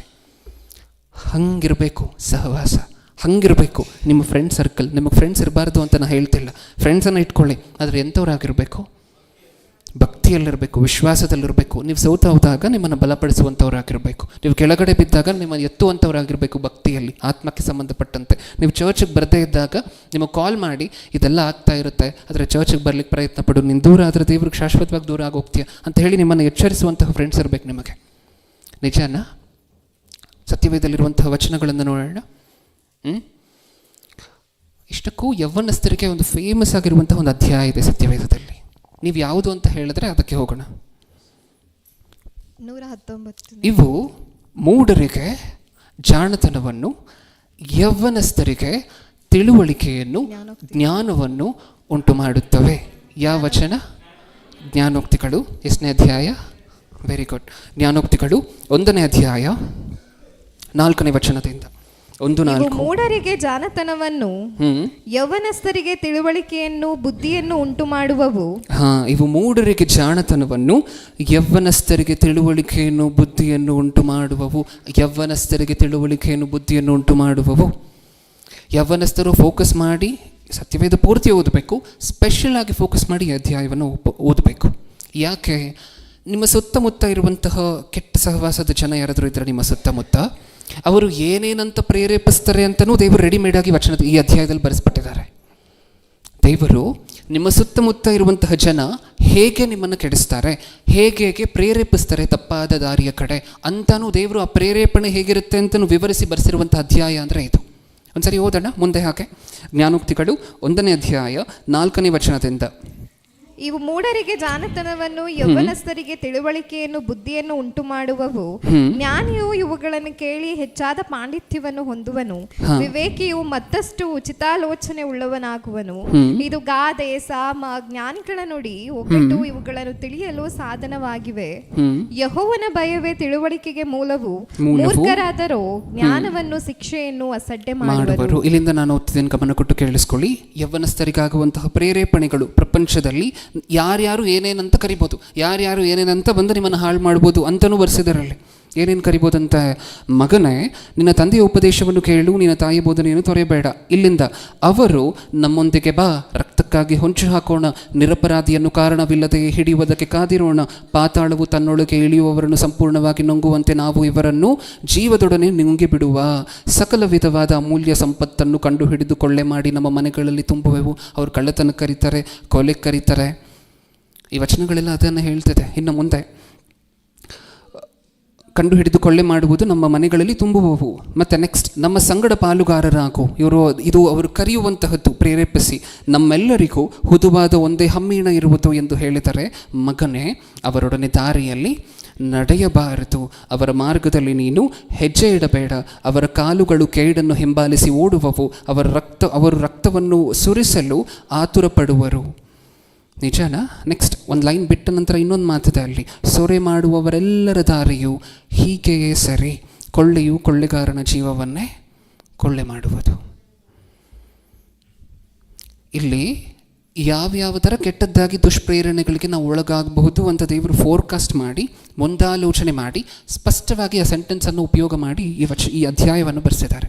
ಅವರು ಕಳ್ಳತನಕ್ಕೆ ಕರೀತಾರೆ, ಕೊಲೆ ಮಾಡ್ಲಿಕ್ಕೆ ಕರೀತಾರೆ, ಜಗಳ ಮಾಡ್ಲಿಕ್ಕೆ ಕರೀತಾರೆ, ರಕ್ತ ಸುರಿಸ್ಲಿಕ್ಕೋಸ್ಕರ ಕರೀತಾರೆ, ಮೋಸ ಕೃತ್ಯಗಳನ್ನು ಇನ್ನೊಬ್ಬರಿಗೆ ಅನ್ಯಾಯ ಮಾಡಿ ಸಂಪಾದನೆ ಮಾಡಲಿಕ್ಕೋಸ್ಕರ ಕರೀತಾರೆ.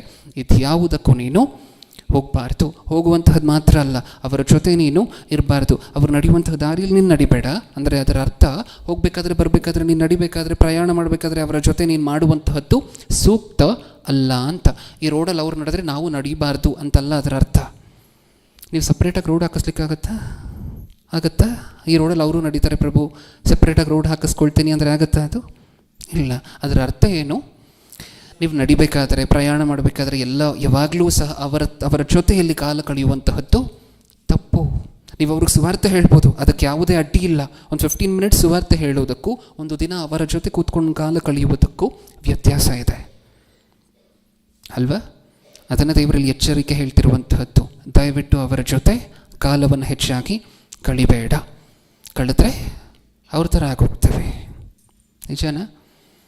ಯೌವನಸ್ಥರಿಗೆ ಇದಿಷ್ಟು ಸತ್ಯವೇದ ಹೇಳ್ತಿರುವಂತಹ ಕಿವಿ ಮಾತು. ಇನ್ನೊಂದೇ ಒಂದು ಪಾಯಿಂಟ್ ಇದೆ, 2 ಮಿನಿಟ್ಸಲ್ಲಿ ಮುಗಿಸ್ಕೊಡೋಣ.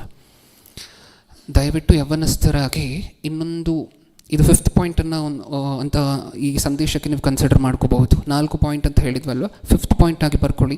ಖಾಲಿ ಕೂರುವಂತಹದ್ದು ತಪ್ಪು. ಯೌವನಸ್ಥರಾಗಿ ನಾವು ಹೇಗಿರಬಾರ್ದು? ಖಾಲಿ ಕೂರುವಂತಹದ್ದು ತಪ್ಪು. ಯಾವ ಕೆಲಸವೂ ಇಲ್ಲದೆ ಸುಮ್ಮನೆ ಇರುವಂತಹದ್ದು ತಪ್ಪು. ನಮಗೆ ಅಷ್ಟೊಂದು ಟೈಮ್ ಇದೆಯಾ? ನಿಮಗೆ ಅಷ್ಟೊಂದು ಟೈಮ್ ಇದೆಯಾ? ಸುಮ್ಮನೆ ಕೂರುವಷ್ಟು ಟೈಮ್ ಇದೆಯಾ ನಿಮ್ಮ ಜೀವನಗಳಲ್ಲಿ? ಸುಮ್ಮನೆ ಕೂತ್ಕೊಂಡ್ರೆ ಏನಾಗುತ್ತೆ ಗೊತ್ತಾ? ಇಂಗ್ಲೀಷಲ್ಲಿ ಪ್ರಾವರ್ಬ್ ಇದೆ, empty mind is devil's workshop.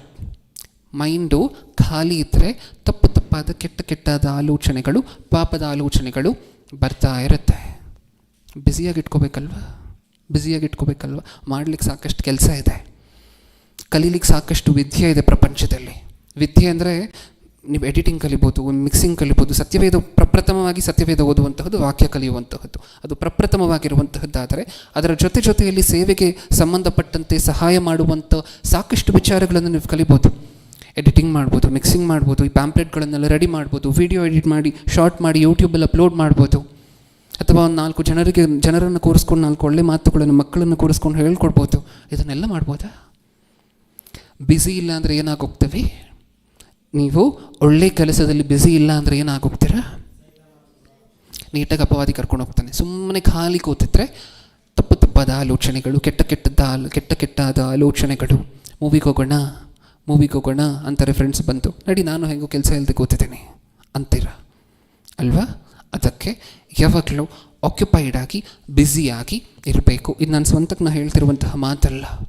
ದೇವರು ಆದಾಮನನ್ನು ಸೃಷ್ಟಿ ಮಾಡಿದ ನಂತರ ಆದಾಮನನ್ನು ಖಾಲಿ ಕೂರಿಸ್ತಾರ? ಏನು ಮಾಡ್ತಾರೆ? ಪ್ರಾಣಿಗಳಿಗೆ ನೀನು ಹೆಸರಿಡಬೇಕು. ದೇವರು ಒಂದು ವೇಳೆ ಪ್ರಾಣಿಗಳಿಗೆ ಹೆಸರಿಡಬೇಕು ಅಂತ ಅಂದ್ಕೊಂಡಿದ್ದಿದ್ರೆ, ದೇವರು ತಾನೇ ಇಡಬೇಕು ಹೆಸರನ್ನು ಅಂತ ಅಂದ್ಕೊಂಡಿದ್ದಿದ್ರೆ, ನೀಟಾಗಿ ಎಲ್ಲ ಪ್ರಾಣಿಗಳು ಸಹ ಕುತ್ತಿಗೆಗೆ ಒಂದು ಚೈನ್ ಹಾಕ್ಕೊಂಡು, ಒಂದು ಬೋರ್ಡ್ ಹಾಕ್ಕೊಂಡು, ನನ್ನ ಹೆಸರು ಸಿಂಹ, ನನ್ನ ಹೆಸರು ಹುಲಿ ಅಂತ ಬಂದ್ಬಿಡ್ತಾಯಿತ್ತು. ದೇವರು ಒಂದು ವೇಳೆ ಹೆಸರಿಡಬೇಕು ಅಂತ ಅಂದ್ಕೊಂಡಿದ್ದಿದ್ರೆ ಆ ಕೆಲಸವನ್ನು ದೇವರು ಮಾಡಿಲ್ಲ. ಯಾಕೆ? ನನ್ನ ಮಗ ಖಾಲಿ ಕೂರುವುದರ ಬದಲು ಇಷ್ಟಕ್ಕೂ ಇವರಿಗೆ ಇಷ್ಟೊಂದು ಕೆಲಸ ಕೊಟ್ಟೆ ಹೋಗಿ ಅಪವಾದಿ ಹತ್ರ ಮಾತಾಡ್ಕೊಂಡು ಬಂದಿದ್ದಾರೆ ಗ್ಯಾಪಲ್ಲಿ. ಹೌದಾ ಇಲ್ವಾ? ಇಷ್ಟು ಕೆಲಸ ಇರಬೇಕಾದ್ರೆ ಅಪವಾದಿ ಹತ್ರ ಗ್ಯಾಪಲ್ಲಿ ಮಾತಾಡ್ಕೊಂಡು ಬಂದಿದ್ದಾರೆ. ಖಾಲಿ ಕೂರದೆ ಆಕ್ಯುಪೈಡ್ ಆಗಿ ಇಟ್ಕೊಳ್ಳಿ. ಒಂದು ಒಳ್ಳೆ ಕೆಲಸದ ನಿಮಿತ್ತ ನಿಮ್ಮ ಕಾಲವನ್ನು ಹರಣ ಮಾಡಿ, ಒಂದು ಒಳ್ಳೆ ಕೆಲಸದ ನಿಮಿತ್ತ ನಿಮ್ಮ ಕಾಲವನ್ನು ಕಳೆಯಿರಿ. ಅದು ನಿಮ್ಮನ್ನು ಪಾಪದಲ್ಲಿ ಬೀಳದಂತೆ ಕಾಪಾಡುತ್ತೆ. ಅರ್ಥ ಆಯ್ತಾ ಈ ಸಂದೇಶ? ನಮಗೆ ಸಂದೇಶ ಮುಗೀತು. ಏನು ಅರ್ಥ ಆಯ್ತು ಈ ಸಂದೇಶದಲ್ಲಿ ನಮಗೆ? ಯೌವನಸ್ಥರಿಗೆ ದೇವರ ಕಿವಿ ಮಾತು. ನಿನ್ನೆ ಪ್ರಪಂಚ ಪೂರ್ತಿ ಪಾಪವಿದ್ದರೂ ಸಹ ನಾವು ಪಾಪದಲ್ಲಿ ಬೀಳದಂತೆ ಕಾಪಾಡಿಕೊಳ್ಳಬಹುದು ಅಂತ ಹೇಳಿ ಆಲೋಚನೆ ಮಾಡಿದ್ದೇವೆ. ಇವತ್ತು ಯೌವನಸ್ಥರಾಗಿ ನಾವು ನಮಗೆ ಹಾಕಿಕೊಳ್ಳಬೇಕಾಗಿರುವಂಥ ಒಂದು 4-5 ಪ್ರಿನ್ಸಿಪಲ್ಸ್ನ ಬಗ್ಗೆ ಆಲೋಚನೆ ಮಾಡಿ ನೋಡಿದ್ದೇವೆ. ಅದರಲ್ಲಿ ಮೊದಲನೇದು, ನಮ್ಮ ಮಾತಿನ ಮೇಲೆ ಎಚ್ಚರವನ್ನು ವಹಿಸಬೇಕು. ಇಷ್ಟ ಬಂದಂತೆ ಸಿಲ್ಲಿ ವರ್ಡ್ಸನ್ನೆಲ್ಲ ಯೂಸ್ ಮಾಡೋ ಹಾಗೆಲ್ಲ. ಸೆಕೆಂಡ್ ಟಾಪಿಕ್ ಏನು? ಕೋಪ. ನಮ್ಮ ಕೋಪವನ್ನು ಹದ್ದು ಬಸ್ತಿನಲ್ಲಿ ಇಟ್ಕೊಂಡಿರಬೇಕು. ಇಷ್ಟ ಬಂದಂತೆ ನಡೆಸ್ಕೊಡುವಂತಹದ್ದು, ಯಾರೋ ಬಂದು ರೊಚ್ಚಿಗೆ ಬಸ್ತಾರೆ ಅಂತ ಹೊಡೆದು ಬಿಡುವಂತಹದ್ದು, ಇನ್ನೊಬ್ಬರನ್ನು ಬೈದು ಬಿಡುವಂತಹದ್ದು, ಕೂಗಾಡಿಬಿಡುವಂತಹದ್ದು, ಇದನ್ನೆಲ್ಲ ಮಾಡಬಾರ್ದು. ನೆಕ್ಸ್ಟ್, ದೇವರ ದಯೆ ಮಾತ್ರವಲ್ಲದೆ ಮನುಷ್ಯರ ದಯೆಯನ್ನು ಹೊಂದಿರಬೇಕು. ಹೊಂದಿರಬೇಕು ಅಂತ ಹೇಳಿದ್ರೆ ತಗ್ಗಿಸ್ಕೋಬೇಕು, ಹೊಂದಿರಬೇಕು ಅಂತ ಹೇಳಿದ್ರೆ ಪ್ರೀತಿ ವಿಶ್ವಾಸವನ್ನು ತೋರಿಸ್ಬೇಕು, ಚೆನ್ನಾಗಿ ಮಾತಾಡಬೇಕು, ಗೌರವಿಸಬೇಕು ಹಿರಿಯರನ್ನು. ನಿಜನಾ? 4th ಪಾಯಿಂಟ್ ಏನು? ದುಷ್ಟರ ಸಹವಾಸವನ್ನು ಮಾಡಬಾರದು, ಏಕೆಂದರೆ ಒಳ್ಳೆಯವರನ್ನು ಸಹ ಈಸಿಯಾಗಿ ಕೆಡಿಸುತ್ತೆ. ನೀವು ಯಾರ ಜೊತೆ ಇರ್ತೀರೋ ಅವ್ರ ಥರನೇ ಆಲೋಚನೆ ಮಾಡ್ಲಿಕ್ಕೆ ಶುರು ಮಾಡ್ತೀರಾ, ನೀವು ಯಾರ ಜೊತೆ ಇರ್ತೀರೋ ಅವ್ರ ಥರನೇ ಮಾತಾಡ್ಲಿಕ್ಕೆ ಶುರು ಮಾಡ್ತೀರಾ. ಇದೆಲ್ಲ ಆಗೋದ್ರಿಂದ ನಿಮ್ಮ ಜೊತೆ ಇರುವಂಥವರು ಬಹಳ ಇಂಪಾರ್ಟೆಂಟ್. ನೆಕ್ಸ್ಟ್ ಲಾಸ್ಟ್ ಪಾಯಿಂಟಾಗಿ ಏನು ಆಲೋಚನೆ ಮಾಡಿದ್ದೀವಿ?